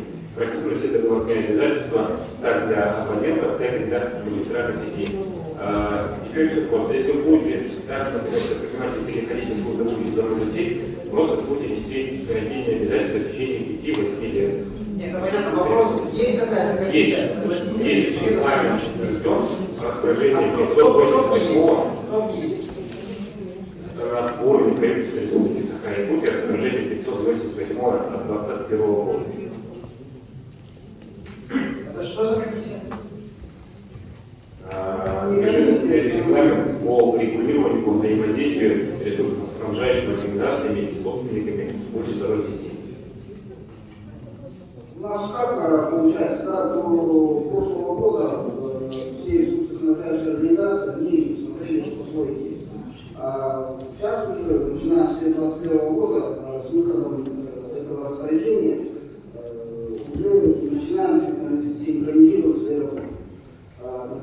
делается Каландрашвили. Я извиняюсь, вы говорите языком понятным чиновникам. Что такое синхронизировать отношения? Это что такое? То есть вы собираетесь какие-то комиссии, какие-то согласительные акты делаете? Что происходит? Делается план работ по капитальному строительству, ремонту дорог на ближайшие 5 лет.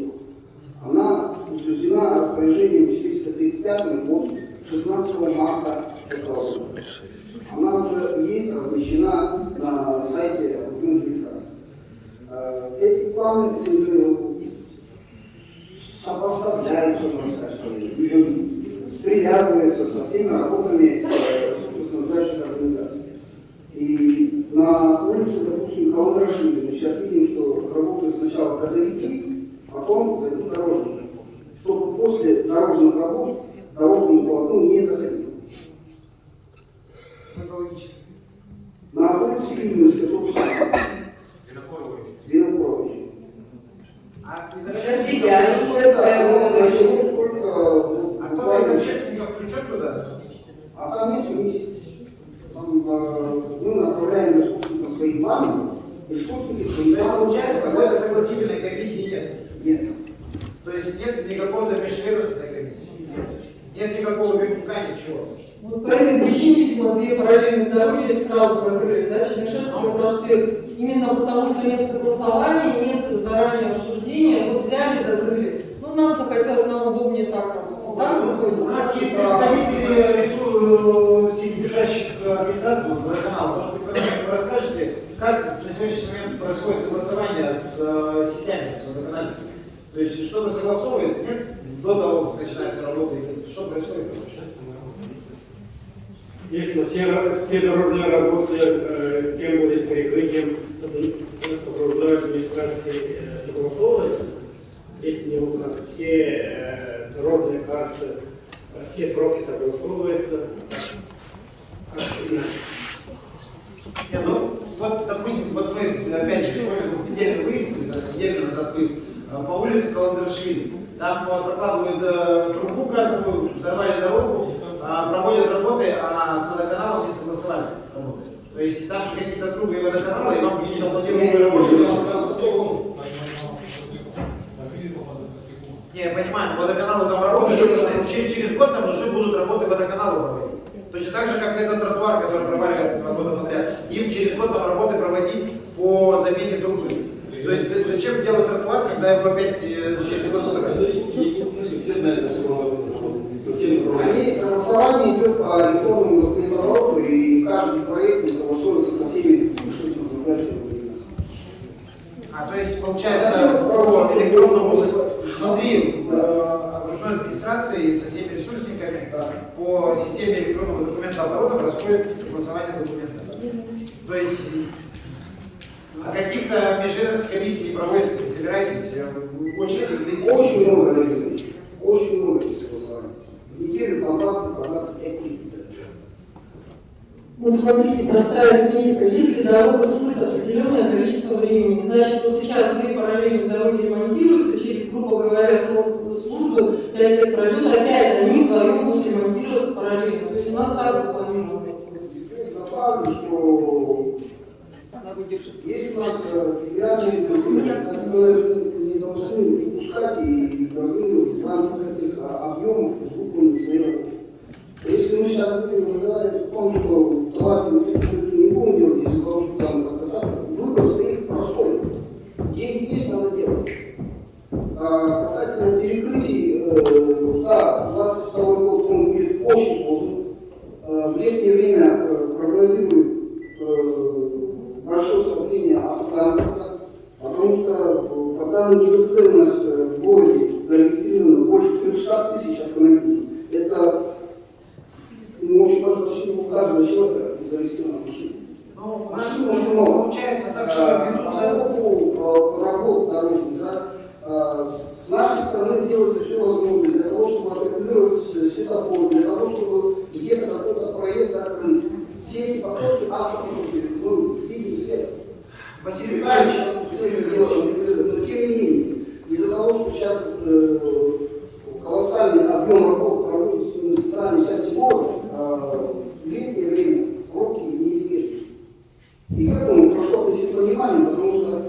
этого не сделают эти доказательства, то у нас нет так же пустых с плохими дорогами.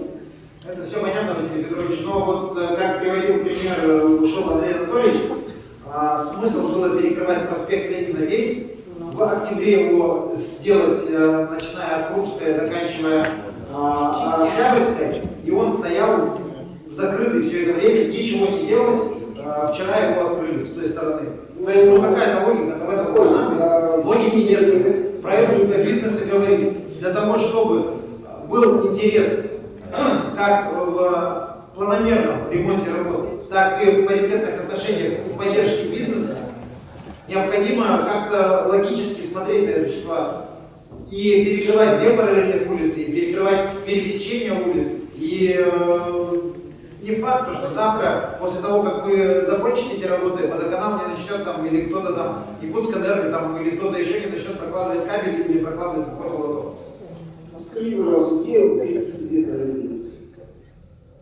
Ну, постановление вышло, вот, по Янкову должны были перекрыть. Вот про это говорю. Она не перекрыта. Но если бы все промолчали, возможно, все бы промолчали, никто бы не обратил внимания, возможно, перекрыли. Ну, подождите, по Янкову распоряжение было, черным по белому написано 26 апреля для остановления движения Ограничение. Смотрите сайт воздуха, 46-й федеральный закон, муниципальный контракт.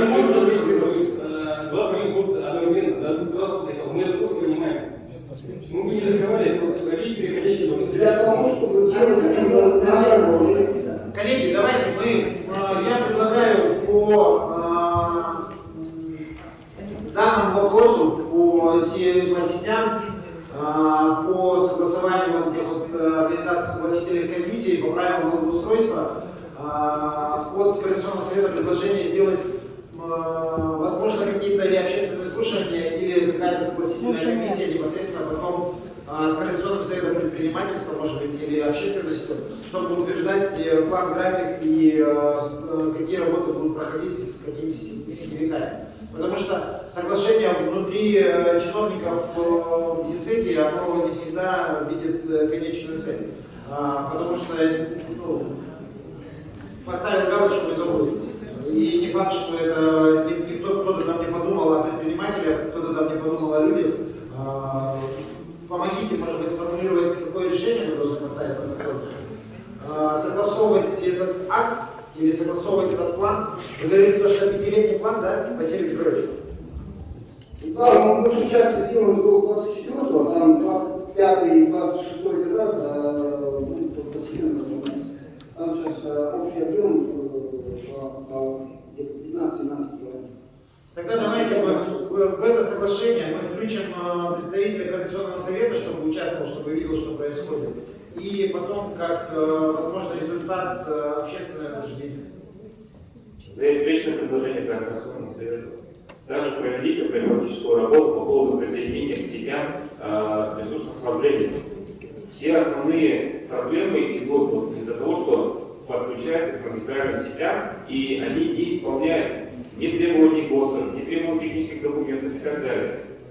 Это же сами же люди, они присоединяются к этим магистральным сетям. Все верно, это не потому, что люди хотят специально навредить, а потому что либо не дорабатывают исполнители, либо не принимают во внимание мнение другого органа. Это работа окружной администрации, надзорных органов. Поэтому заблаговременно перед тем, как начинать работу, необходимо проходить ногами, смотреть и согласовывать все эти нюансы. А не потом, когда начали работать, вы видели, ой, а тут оказывается труба, что теперь делать? Не о том. Именно о том. Есть, вот, например, какой-то объект. Ему необходимо подвести воду, газ, электроснабжение. Это же не идет в рамках дорожных работ, это идет по заявлению собственника этого участка. Вот эти вот как раз такие моменты, они выпадают из поля зрения. Они идут уже не соответствуют требованиям нормативных документов.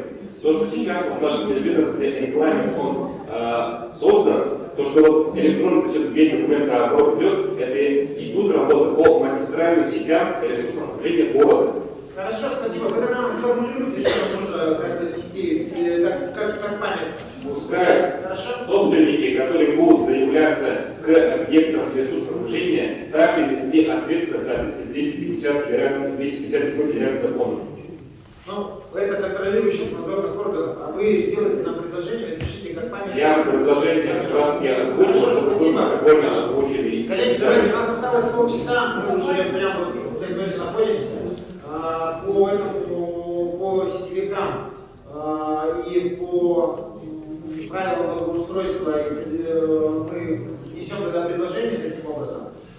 Улица Чернышевского, улица Труда, улица Ельцинская. Ольга Альбертовна, давайте по Чернышевскому начнем.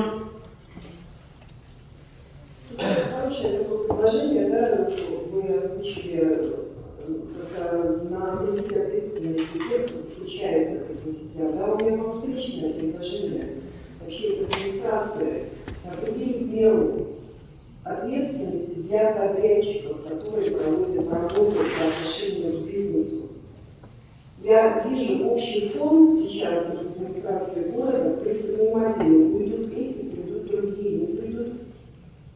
Все, кто могли заниматься бизнесом, они уже занимаются бизнесом.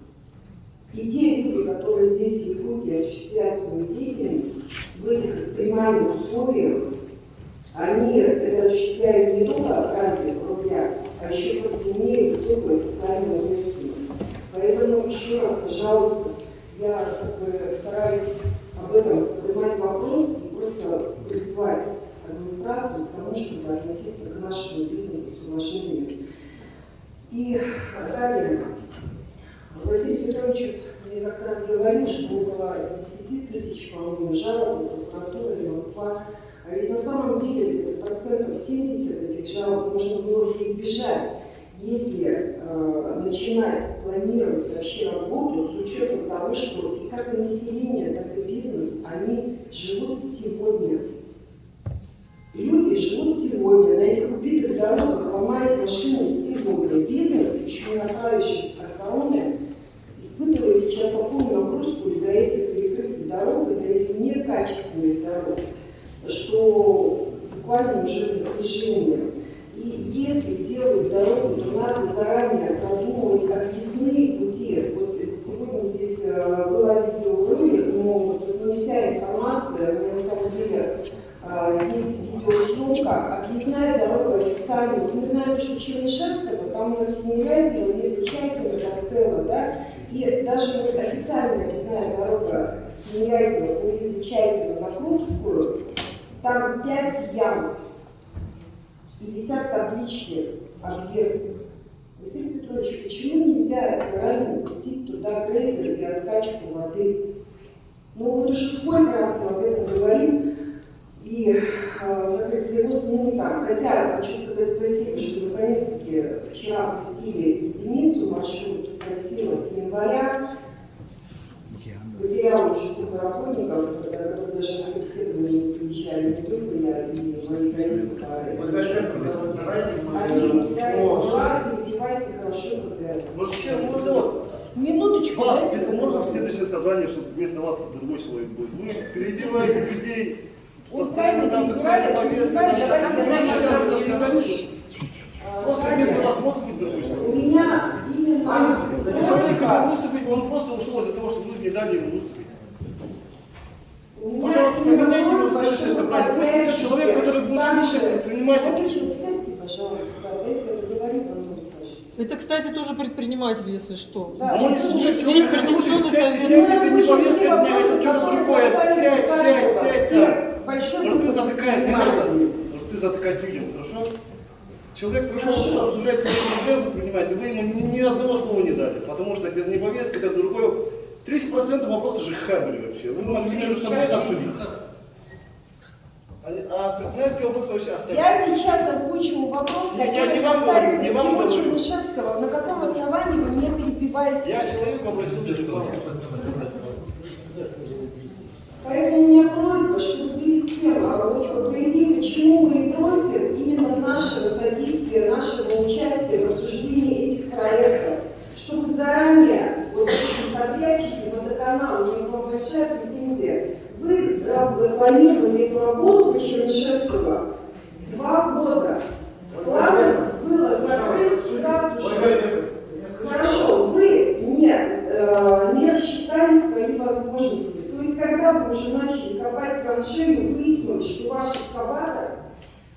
может прокопать на ту глубину, куда надо класть коллектор. Или же это ваши подрядчики, техресурсы.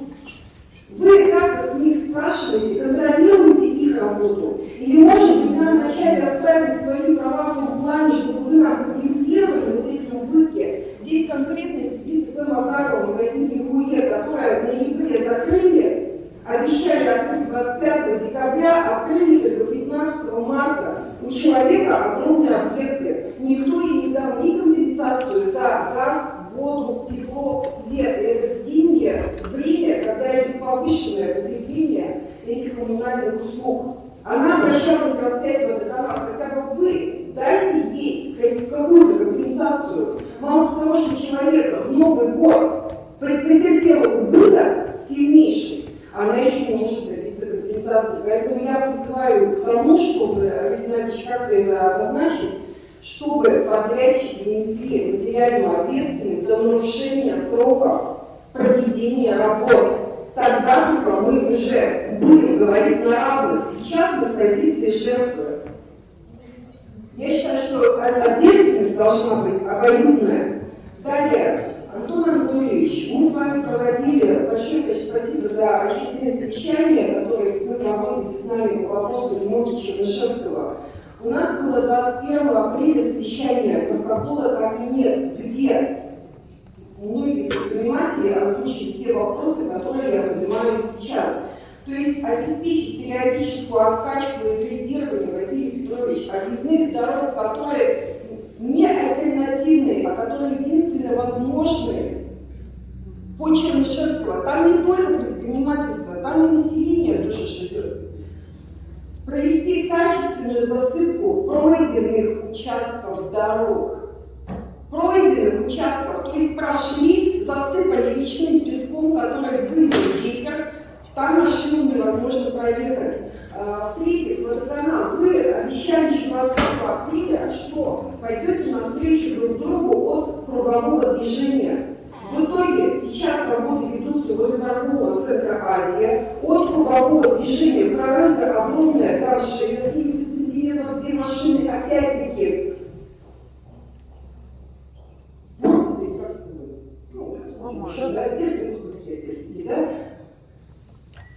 дорога прокована, работы не идут. Навстречу никто никому не идет. Где логика? Объясните, пожалуйста. Никаких нету оградительных знаков. Машины ездят, вы затрудняете движение. Мы говорим сейчас о пробках, да, и что я сегодня, кстати, заметила, общественник сидит в будторстрою, который руками разводит и говорит, а я не знаю, что делать, потому что мы не можем вот это делать ночью, потому что там какой-то асфальтовый завод, потому что там еще что-то. Общественник говорит, как ему работать. Это нормально. Может быть, если каждый будет заниматься своим делом, и у нас будет просто, у нас предприниматели больше времени заниматься своим делом. А тут нам, получается, нам приходится просить, чтобы нас включили, если, так оно и получается, если сами не умеете, спросите нас. Да. Не будет. Реально, делайте разметку в 4 утра, что мешает. Вы пробки создаете, просто здесь идет безответственное, хамское отношение к населению. Я не говорю про бизнес, а на самом деле бизнес другого не будет. Если мы сейчас это грохнем, другого не будет. Это Якутия, здесь всего 1 миллион населения, учитывая районы и Арктику. Кого вы здесь хотите? Москвичи сюда, да они сюда ни за какие капричества не поедут. Ну, конечно, федералов, до федералов там еще далеко пока. Сталина не хватает. На самом деле озвучен вопрос Ольги Альбертовны, они касаются точно так же и Ильминска, точно так же касаются и улицы Труда. Олег Геннадьевич, я просто всеми Чернышевского, поэтому да, это общее. Это вещь Чернышевского, да, мы можем говорить смело и по улицу Ильминскую, и по улице Труда то же самое. То есть какой смысл, слава Богу, услышали предпринимательское сообщество, слава Богу, не стали сразу всю перекрывать. То есть произошло бы так, перекрыли бы в октябре прошлого года всю улицу Чернышевского, и не расти трава, и никто бы не работал. То есть встал бы один экскаватор, там, прокопал бы эту ямку, и потом бы стоял опять полгода, и никто бы не жил. Почему у нас содержание дороги не может быть в нормативном состоянии вот этого отрезка вокруг улицы Чернышевского. Там в чем проблема-то? Там одна дорога, которую нужно либо водоотведение сделать, какой-то канал с края прокопать, либо грейдером создать какой-то уклон дороги, чтобы вода отходила, чтобы дорога быстро сохла. То есть в чем проблема? Есть проблема вообще в этом или нет? Нет, проблем нет. В том-то и дело, что если сложить все-таки, да, мы коммуникируем эти улицы, Лиза Чайкина даже, да, когда дорога, объездные пути Крупская, все работы были выполнены и комплектированы, и по оцепке, но надо же учитывать погодные условия. Погодные условия, когда у нас светловальная атака, да, там нет лотков, там оно в трудном исполнении. У меня есть съемка. Вчерашняя съемка. Просто я тоже не хочу личить директно на очевидные факты. Пусть каждый за ним следит.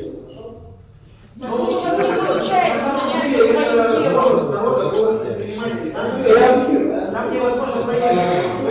Достаточно создать обыкновенный гидроуровень для того, чтобы вода не стояла по всей дороге в ямах, а просто стекла на одну сторону дороги. И из-за распутицы дорога восстановится в течение суток, 2 суток. Потому что у нас солнце практически не садится, и у нас в это время ветер.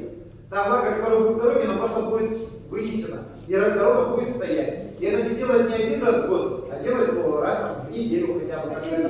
Потому что туда едет весь город. Вот весь город едет улицы этого Чернышевского. Ее перекрыли, и люди ездят правда или неправда, ездят по тротуарам, ездят, ломают машинами бетонные перекрытия, отталкивают, там, ломают заборчики, я не понимаю, можно же было как-то спланировать, в том числе было наше предложение, давайте пожертвуем тротуар в этот момент времени, да? Давайте уберем эти заборчики красиво, чтобы машины там могли ездить. В чем проблема? Можно же это сделать? Кто дал команду убрать забор? Никто не давал, просто ломают, люди ездят, машины едут и ломают. И те же самые КамАЗы ездят, те же самые грузовики, которые водоканалы ездят. Я не понимаю, почему производство работ делается так, потому что выкопали весь грунт и оставили на дороге. На Ильинской только что были предписания, на организация, которая контролирует дорогу, дали, чтобы убирали сразу грунт. Ни одной машины с грунтом не выехала с Ильинской. Неделя прошла, 10 дней. Как вот эта грязь распределится в лак, вот это вот все было навалено, так и стоит дорога вся пересыпана. Олег Геннадьевич, я соглашусь, что с вами спорить сложно и даже бесполезно.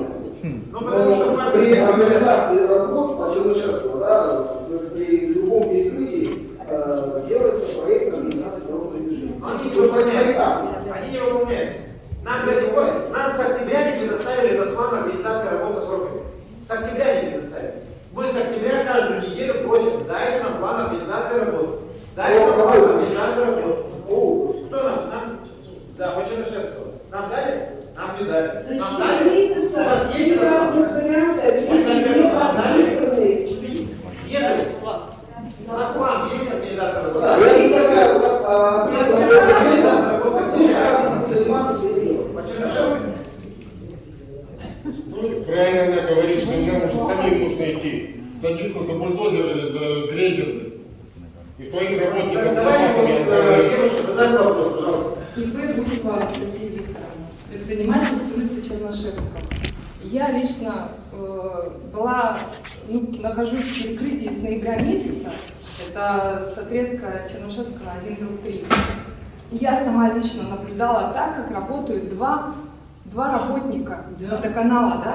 Один он копает эту траншею, тут же он вылазит и садится в этот КамАЗ и едет на КамАЗе, дальше отвозит этот куда-то грунт, да? Это нормально? Мы с ноября месяца по январь мы были просто перекрыты. То есть мы могли нормально работать, но мы были просто перекрыты. Для чего это? Это первое. Второе, нас не уведомили, да? Ну почему вот автодорожный округ с нами не работает? Неужели они не знают, сколько у них предпринимателей на участке? Мы же должны знать это, правильно? Мы тоже, как ИП Макарова, понесли убытки. К нам люди просто не едут до сих пор. Третье. Вопрос водоканала. Они сначала говорили, мы вас присоединим к канализационному коллектору. Вы будете у нас тут. Все, в сентябре придут асфальтировать, нам говорит подрядчик. Мы там его нашли на улице Чернышевского, 1, дом 4. Он говорит, в сентябре или в августе придем асфальтировать. Я говорю, как же асфальтировать, если нам еще сказали, что мы будем подключаться? Этого я не знаю, вас никто не будет подключать. Можно прийти к какому-то единому.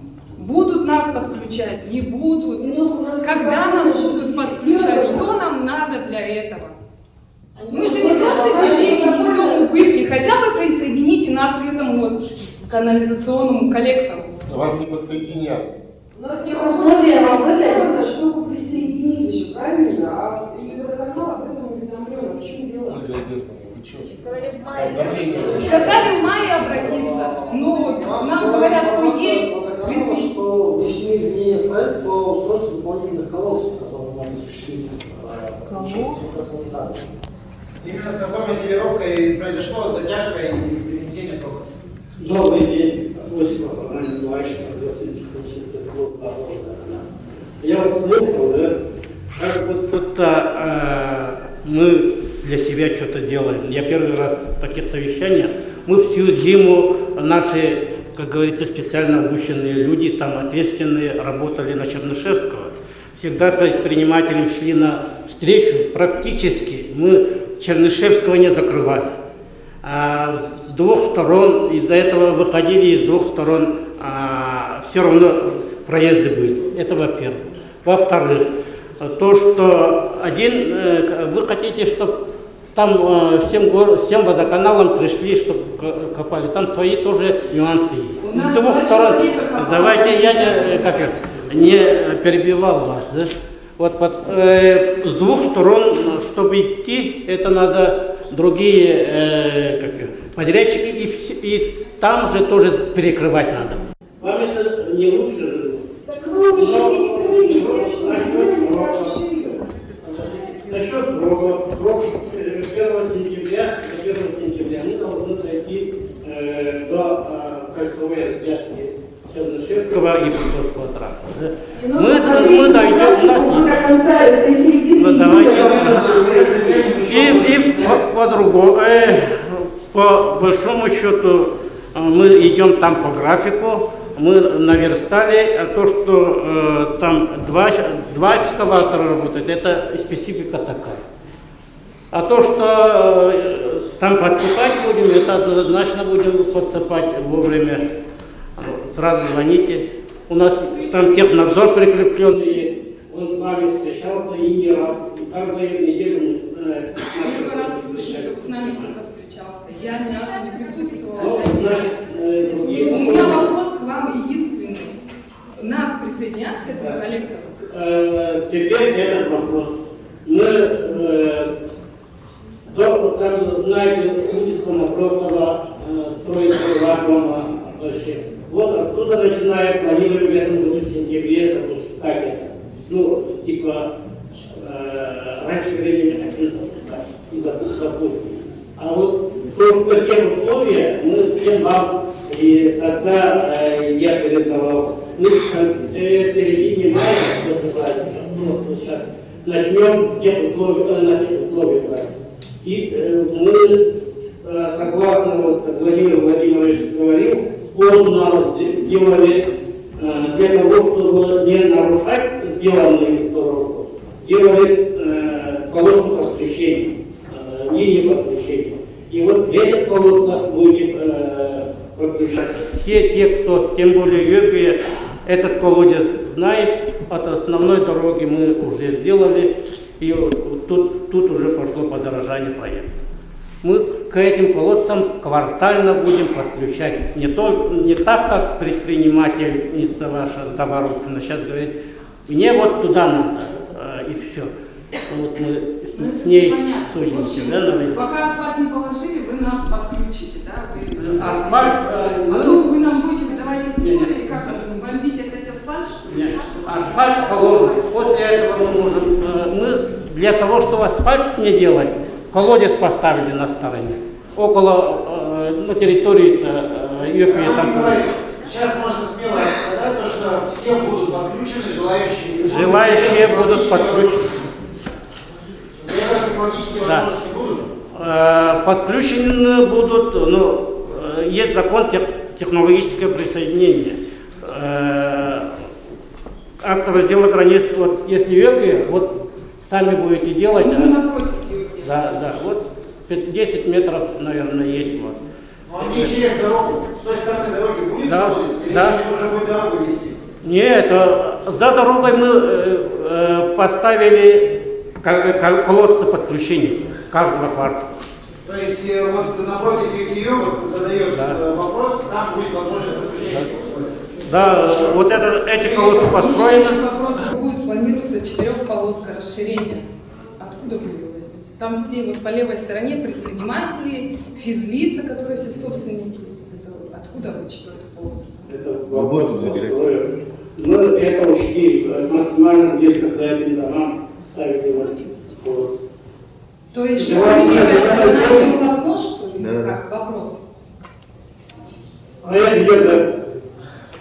Надо обратить внимание, что сейчас мы говорим о строительстве коллектора. Это не подразумевает данный вид работ устройства 4-полосного шоссе. Но, тем не менее, прокладка коллектора предусмотрена осью расположена так, чтобы была возможность расширения улицы Чернышевского. Это совершенно другая работа. Это понятно, да, это все понятно. Меня просто интересует еще один вопрос. Я сегодня услышала, 4-полоска у нас планируется. Откуда вы ее там возьмете? 4-ю полосу. Почему в 2013 году, когда вы делали эту дорогу Чернышевского, почему вы тогда не сделали 4-ю полосу? За 12 год могу сейчас. Насколько вы в курсе, планируется реализация мостового перехода через реку. Будет мультимодальный эффект по грузоперевозкам объединенной уличной дорожной сети и автомобильных дорог республиканского федерального значения. Когда ведутся такие вот крупные объекты, будут объединены 3 федеральные трассы Вильню, Ульяна, Колыма и 4 региональные дороги: Улнас, Маган, Маганский тракт, Нам и Амгал с того берега. И тем самым весь вот этот транспортный поток, он пройдет по уличной дороге сети города Якутска. Предварительно было высчитано, какая интенсивность это будет. Существующая сеть, она просто не справится с текущим положением. Поэтому предварительно разработан эскиз этого проекта. Попадают 35 земельных участков по улице Чернышевского без демонтажа объектов капитального строительства. То есть у вас будут убраны, там, может быть, ограждения, передвинуты, но это все будет компенсировано в рамках разработки и в соответствии с действующими нормативными документами. То есть расширение дороги будет, но без ущерба существующим капитальным объектам. 35 объектов. Левая сторона. Где можно посмотреть эти 35 объектов, которые не попадают? Сейчас у нас идет эскизный проект. Да, как только у нас стратегический план будет утверждаться, уже будем разрабатывать проектную документацию. На стадии эскиза сперва мы должны разработать проект планировки, проект приживания территории, о чем я вот до этого разговаривал. Там будут проводиться общественные слушания не только Чернышевского, но и Покровский тракт также предполагает 4-полосную дорогу. А? Нет, почему? Это не далекая перспектива, это 24-й год уже. В 23-м году мы уже начинаем разработку вот этих всех процедур публичных. Как раз таки у Василия Петровича на руках, по плану смотреть про общественное слушание, объявления, где будут. Да, всегда за этим проблема.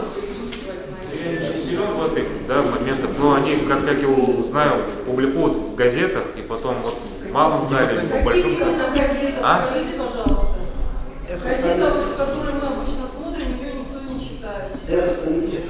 Почему? Вот люди же как раз таки узнали про общественные слушания по улице Короленко. Вот так же и узнаем. Ну как? Мне это как? Ну я не знаю, какую газету будут опубликовывать. Просто по личному опыту мы... Коллеги, я в этот протокол внесем в протокол уведомление Координационного совета по предпринимательству о проведении общественных слушаний по дорогам. Это будет внесено в протокол. Еще вопрос есть? Ну на самом деле действительно эта проблема сейчас на 5 лет у нас по дорогам, поэтому все-таки вкладку какую-то кликабельную надо делать на сайте, да. администрации. И уже есть какие-то вопросы по Чернышевскому? По Лизе Чайкиной так никто ничего не сказал. Скажите по Лизе Чайкиной что-нибудь. Светлана Валерьевна. Здесь есть такие моменты, когда мы собирались даже на том же совете, да, у нас все это пошла большая оттайка, еще раз говорю. После этого приняты были решения. Мы откачали все, что было возможно. Грейдер в первый раз без сыпучего материала отправили.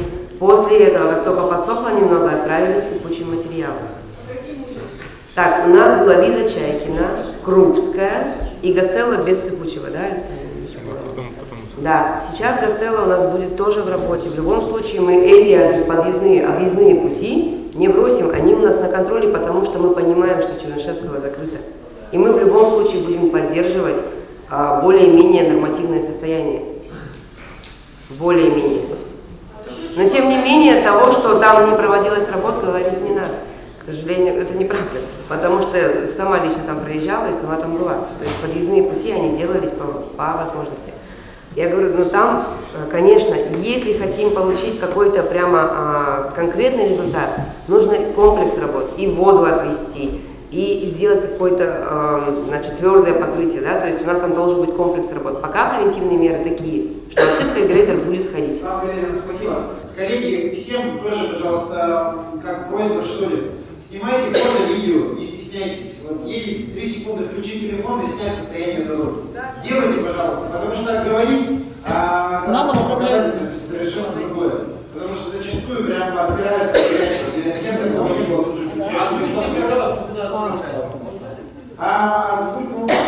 вы находитесь в предпринимательских группах, туда же и отправляете в предпринимательские группы. Я, в принципе, во всех группах есть. Если в каких-то группах нет, в любом случае информация стекает вся в координационный совет по предпринимательству. То есть вот голосующий Союз малого бизнеса. Да, Лена Михайловна, конечно, там все. Да, в любом случае посмотрим. Давайте туда Я коротко, накипело, коротко скажу. Поругаюсь, но коротко. На улице труда я вижу в честной реализации сейчас производства работ, что у нас делается парадный подъезд к кварталу труда.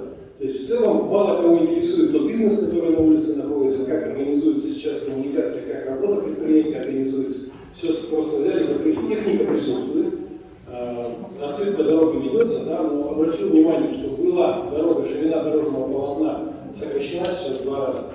При этом еще делается бордюр и делается огромная пешеходная зона. Кто там гуляет по этому тротуару? Скажите мне, пожалуйста.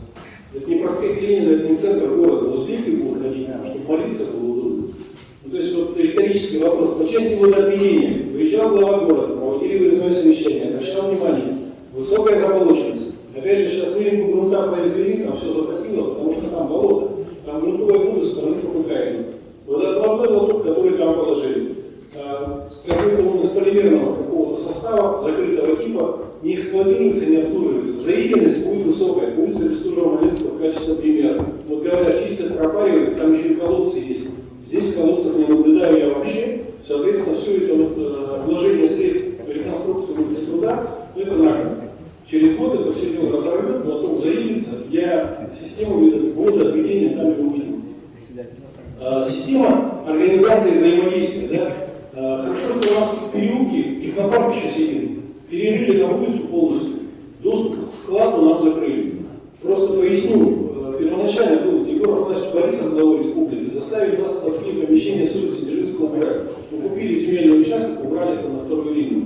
На сегодняшний день все наши письма и обращения, которые были, Антон Ильич в курсе, мы с вами переписывались, строят, подрядчики нам говорят, а предусмотрите там организацию альтернативных вывоза мусора, предусмотрите площадку. Где же мы предусмотрим, если у нас земельный участок нет? Ладно с этим решением. Складской доступ нет. Перерыли все. Сейчас, видимо, технопарк нам поругался, они назад засыпали. Но мы предлагали делать поэтапную реализацию производства работ по благоустройству этой улицы. Ну, это же есть такая возможность. Но зачем доводить все до абсурда? По срокам, по планам реализации, то есть в управу звонил, пытался получить какие-то графики, управа не в курсе на сегодняшний день. Они говорят, ну хотя бы запрос сделай, потому что мы спрашиваем, нам не говорят, как это будет происходить. Нам хотя бы времени организовали, то есть вот участок оставили бы, да, чтобы на склад можно было, ну, по крайней мере, тележку завести с товаром, потому что там основное обеспечение у нас идет. На сегодняшний день это сделать невозможно. Кто по улице труда скажет из присутствующих? Ну, я добавлю по поводу водоотводных лотков, потому что там колодцы есть. Каждый, по-моему, там пример. Да, это новый материал, наклонность по высоте, она идет в две стороны, большая часть в сторону очищения. Еще раз посмотрим, там колодцы есть. Хорошо, вот вы говорите, от воды еще будет в сторону улицы Дзержинского, но там же у нас нет никакой системы организации отвода, ни талых вод, ни грунтовых вод. Мы там сделали приемник, качаем насосом самостоятельно.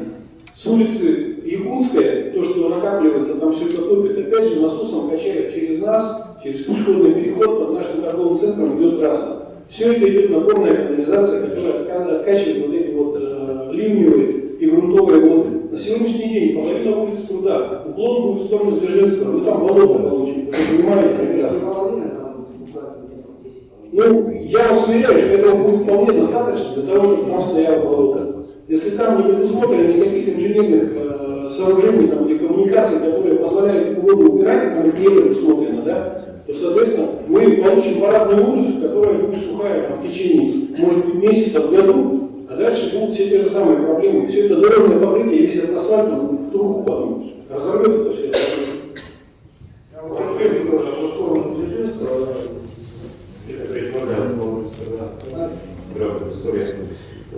Этот объект у нас появился по инициативе вот кредитного кластера, который там все реализовывается. С сожалению, Министерство транспорта Республики Саха-Якутия и аппарат президента КВ, этот объект у нас идет в статусе такого нового приоритетного объекта. По нему также был разработан дизайн-код с участием республиканских властей по архитектуре и так далее. Вот эта вся структура, она проходила обсуждение не раз в течение 2020 года. Я не знаю, почему нас не позвали, но это все было... Нас позвали, просто нас слушать не хотели. То есть нас звали, мы там участвовали, мы вносили предложения. Все это проходило мимо. С участием вот архитекторов, вот эти вот вся стилистика, она была выдержана, учитывая вот этот креативный кластер. Что касается вот конструктивных решений по водоотведению и так далее, в этом году мы ремонтируем улицу Ощущенко и также производим капитальный ремонт улицы Труда. Водоотведение оно будет производиться по полиграфическим блокам улицы Ощущенко и также будет сбрасываться в городской транспорт. Также улица Труда будет с пробитием на улицу Дзержинского. Но сквозного движения Дзержинского, чтобы конечно, поворачивать такого не будет. С Труда туда можно будет работать только направо. Что касается по срокам, за информацией еще раз можете обратиться к нам, Октябрьская 22 4 этаж. Хорошо, понятно. Ну, будем надеяться, я не знаю, верить в лучшее. А по очередности проведения работы там же можно сначала закончить до заезда на рынок, чтобы его не блокировать? Потому что там же начали копать, я вот вчера там оказался случайно. И там начали копать. Производство работы находится Ощущенко до складских помещений. Далее у нас уже предстоит работа по выходу на улицу Дзержинского. Также обращаюсь к предпринимателям, есть там ваши товарищи, которые имеют стационарный торговый объект. Его также нам будут перемещать. Где ты говоришь? На Дзержинского. Дзержинского сколько? Где переход? Это выход туда, за переходом. Не знаю, тут остановка стоит, не дорога. Она, по-моему, принадлежит какому-то предпринимателю сейчас затрудняется. Ну, это теплая остановка. То есть вы хотите снести то, что сделала другая администрация в части обеспечения комфортного перемещения граждан, да? Нет, почему эта остановка, она будет перемещена на самом улице Труда. За угол. Как перемещать? Мы видим, что все проблемы одинаковые. По Ивкинской коротко выступить или все понятно? Все понятно. Ну, понятно, можно коротко три вопроса. По Ивкинской, ну, проблематика. Проблематика такая же, да, проблемы такие же, которые озвучены по другим улицам. У меня коротко три вопроса по улице Ивкинской. Где посмотреть проект?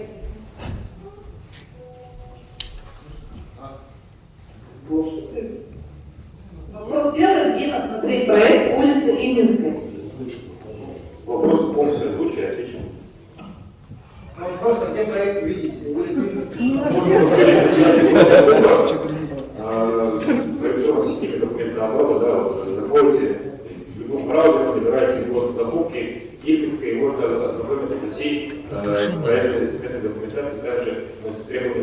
контракте. Если вы хотите его воочию увидеть, можете подойти к нам, Октябрьская 21, 4 этаже. Спасибо. Я дал последующий. У нас следующий вопрос.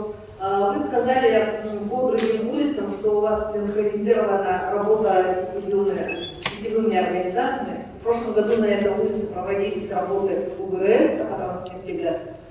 Какие еще сетевые организации будут проводить работу по улице Ильинской? Так, ну, Ростелеком полностью кабинет проходит. ВВС до сих пор работает по выставке газопровода изготовления. То есть, ну, две Ростелеком и ВВС. То есть водоканал вы не привлекаете, и Кускэнерго вы не привлекаете? Вот, такие инженерные коммуникации мы выносим за счет средств дорожного фонда. Что касается вот этих всех Вопрос, все сетевики ли там учтены или не все? Все учтены сетевики? Проектно-сметная документация с требованием кодекса, она получает согласование от всех присутствующих организаций. То есть на сегодняшний день сетевики свои работы провели? Проектная документация согласована со всеми. То есть Якутскэнерго выражено спасибо. Но ответить не может. То есть Якутскэнерго и водоканал считают, что у них на этом участке дороги, на этом участке города работы не У нас осталось 5 минут. Я вот еще ранее еще обсуждал. Эти работы могут попасть у нас на контракт. Имеется в виду, допустим, Якутскэнерго, они могут нам выдавать технические условия на рынок как продукции. И эти работы автоматом попадают в наш контракт. Они сами не выходят, они обратно дальше с мы попадают. Я говорю о том, что у Якутскэнерго на улице Ильинской есть свои сети. Подземный лоток 6 вольтовый, 6 киловатт подземная линия. Она в очень ужасном состоянии, требующая ремонта. Еще раз повторяю, все инженерные сети, они у нас согласованы, она у нас выносится. По улице Ильинской прекрасно понимаю вот эту вот систему, как и сетителя, так и электроснабжения. Вопрос остается открытым, который я уже озвучил вот в этого заседания. Никто не застрахован от присоединения к магистральным сетям. Любой человек может обратиться в присутствующую организацию и Я не в попросить... плане того, что люди будут подключаться, я в плане того, что вот их трасса...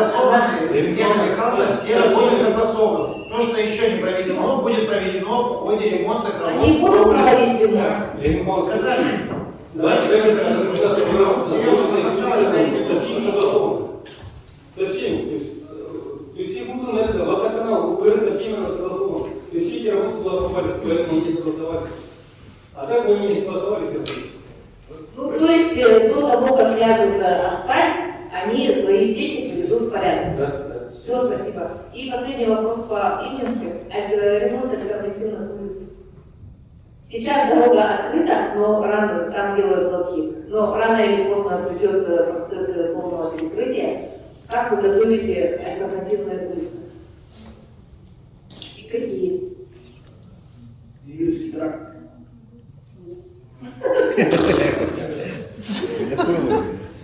Вопрос решился, да? Внутриквартальные. Ну, дорога закрываться будет не полностью, а по полосам. То есть, где будут ограничить движение, они будут ездить по Макаренко, по Кутузову. А в целом организация маршрутно-транспортного Вы поведения... правильно уловили крупные мысли. Макаренко, Советская, Почнева, с этими улицами. Вы что-то будете делать? Какой-то, грубо говоря, подшаманивать? Елена Михайловна, ты девочка, ты женщина. Мысль женщины такая облачная. Пожалуйста, я с самого начала говорил, осталось 5 минут уже. Ты скажи, улицы соседние убиты, вы их будете делать и когда будете делать? Зачем разводить на Вот, людей, которые хотят задать вопрос? Что, зачем эти наводящие вопросы? Будут соседние улицы делать? Коллеги, скажите, пожалуйста. Конечно, будут.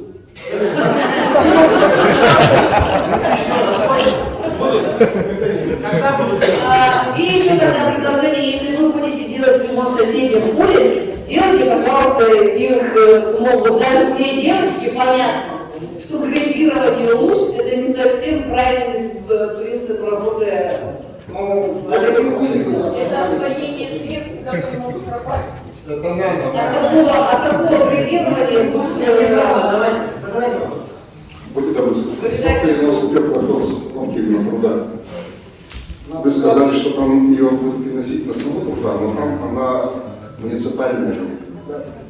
А вот эта сама остановка, то есть там она не будет перенесена туда. То есть вы, как вы сказали эту информацию, но она немножко неправильная. На самой пруда это будет муниципальная остановка. Понимаете, да?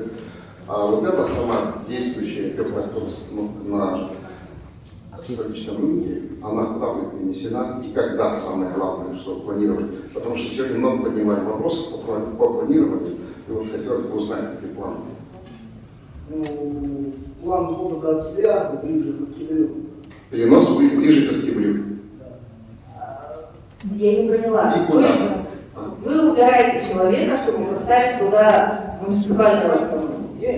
Нет, там остановки уже не будет, она будет перенесена на другое место, но куда, пока непонятно.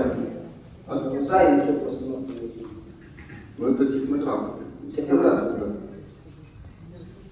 А зачем строить муниципальную? Ну, до октября палатка забирается на стоянку, а потом как ближе к делу найдем другие варианты. Коллеги, у кого какие вопросы есть до перехода в разные? Кто-то хотел выступить. Молодой человек точка, который делал девушка, предложение. Вы не дали, просто она ушла. Она вам оставила документы какие-то? Ну да, я это читать не буду, она хотела прочитать это все. Может, почитать? Суть вопроса скажите, в чем там суть вопроса? Ну тут много чего. Ну, 4 Хорошо, вы тогда мне передайте, чтобы мы отработали. Предложение можно, а? Ага. На 23-й год у нас есть уже план по дорогам? По ремонту и капитальному. Да, есть. Так, да, у меня предложение, просто давайте как-то где-то их, чтобы всем было доступно. Она есть на сайте окружной администрации, распоряжение 435. Было издано 16 марта этого года. Уже на 23-й год уже все дороги, которые будут ремонтироваться. Да, и теперь. Проекты по, как люди тоже. Вот смотрите, вот сейчас я девушка, вот посмотрите, а у нее ладошки уже это спотели, она заволновалась, правильно она заволновалась, что будут там что-то убирать, четырехполосное движение. И остальные предприниматели, нас много таких. Давайте. Проектов 23-го года пока нет. Только план будет сейчас. Вы же сказали, на 5 лет у вас план. Есть у нас план, какие улицы подлежат капитальному ремонту, какие улицы подлежат ремонту. Проектов там нет, это просто список улиц. Все, вопросов нет. Так, еще последний. Мне грейдер где заказать, чтобы я знал ценник, чтобы с жителями денежки нужно собрать. Мы сами будем. Грейдировать. Да. Сколько стоит? Кто скажет мне? Нет. Грейдер, час, километр, метр. Сейчас прогуглим. Не переживайте. Дешевле цены, дороже цены, как мы сейчас можем рекомендовать?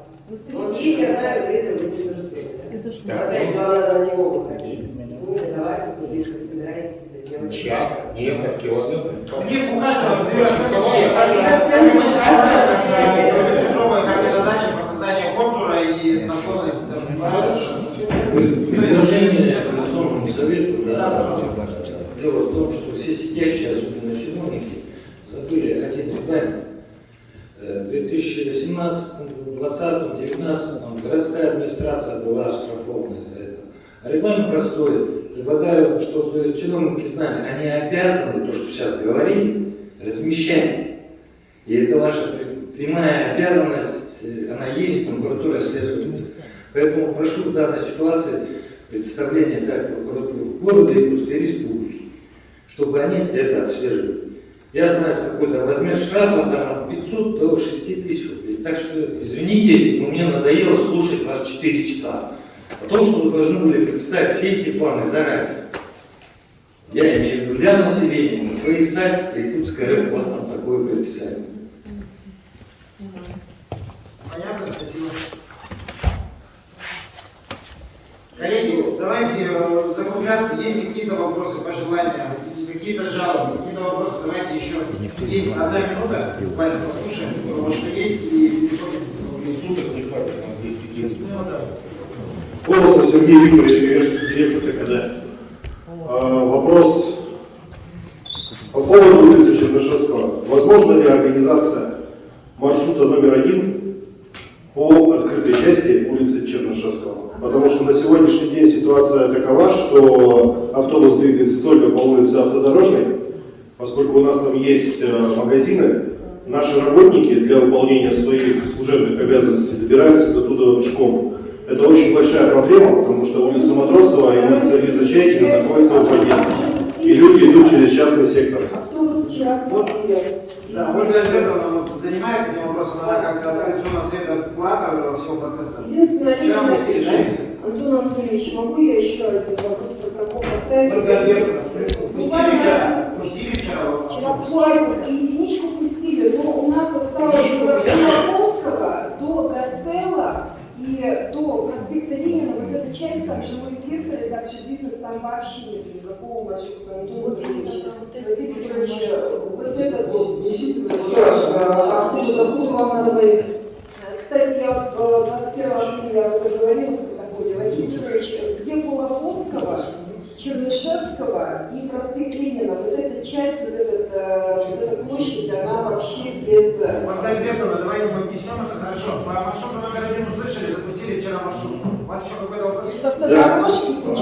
Получается, опять же, по улице Чернышевского есть дорога, открытая от мужского монастыря через Якуэ в сторону 66-й базы, но автобусы тоже там не ездят. Можно ли будет как-то организовать? Ну, это вот Ольга Альбертовна все это работает. Вы, наверное, в группе состоите по улице Чернышевского, да? Вот с Ольгой Альбертовной, она полностью все координирует этим вопросом, вся информация у нее аккумулируется. Все через нее, пожалуйста, давайте. Хорошо, спасибо. Мы протокольно это возьмем обязательно. Дальнейшую повестку давайте считать закрытой, потому что мы уже не на 2,5 часа почти работаем. Виталий Валерьевич в разных хотел выступить, давайте для протокола внесем предложение. Скажи, пожалуйста. Алексей Владимирович, вы знаете, что у нас внесено изменение в положении Конституционного совета, по которому председатель стал глава города, а функции фактически ведущего нашего заседания перешла к председателю, правильно? Вот. И у нас, к сожалению, это перевод большой на русский, когда я был председателем Конституционного совета, у меня была база. У Олега Геннадьевича сейчас заместителей нет. И в случае, например, если он там случается катастрофа времени, и в случае, если он состоит здоровья, не может вести заседание Конституционного совета, фактически нам здоровье. Потому что глава у нас будущего совета награда заседания не является. Поэтому нам все-таки нужен дополнительный заместитель, чтобы в случае чего мы могли плановые совещания не пропускать и плановые проводить, особенно если связано с одобрением неких заявок. Поэтому я предлагаю внести поправку в статью, переписать главу 6 нашего положения, и поправку в статью 6.2 внести, поскольку не бывает заместителя, я предлагаю ввести помимо первого должность заместителя председателя сделать первый заместитель председателя и просто заместитель, чтобы просто было первого. Виталий Ильич, спасибо, да, действительно, так это все есть, немножко нагружено. Да, мы давайте до очередного координационного совета, который у нас в ближайшее время состоится, работаем, вот, и вынесем на стол.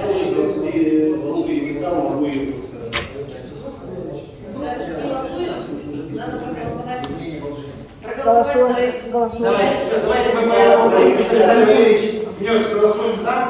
Кто за? Да. Против? Задержался нет. Хорошо, это мы голосование поставили. Я, коллеги, извиняюсь, времени у нас нет, потому что сейчас следующее заседание начинается. Резюмировать я не буду по всем повесткам, по всем вопросам повестки. Сильно это долго много времени займет. Все мы отразим в протоколе, в 2 протоколах. Всем спасибо. Надеюсь,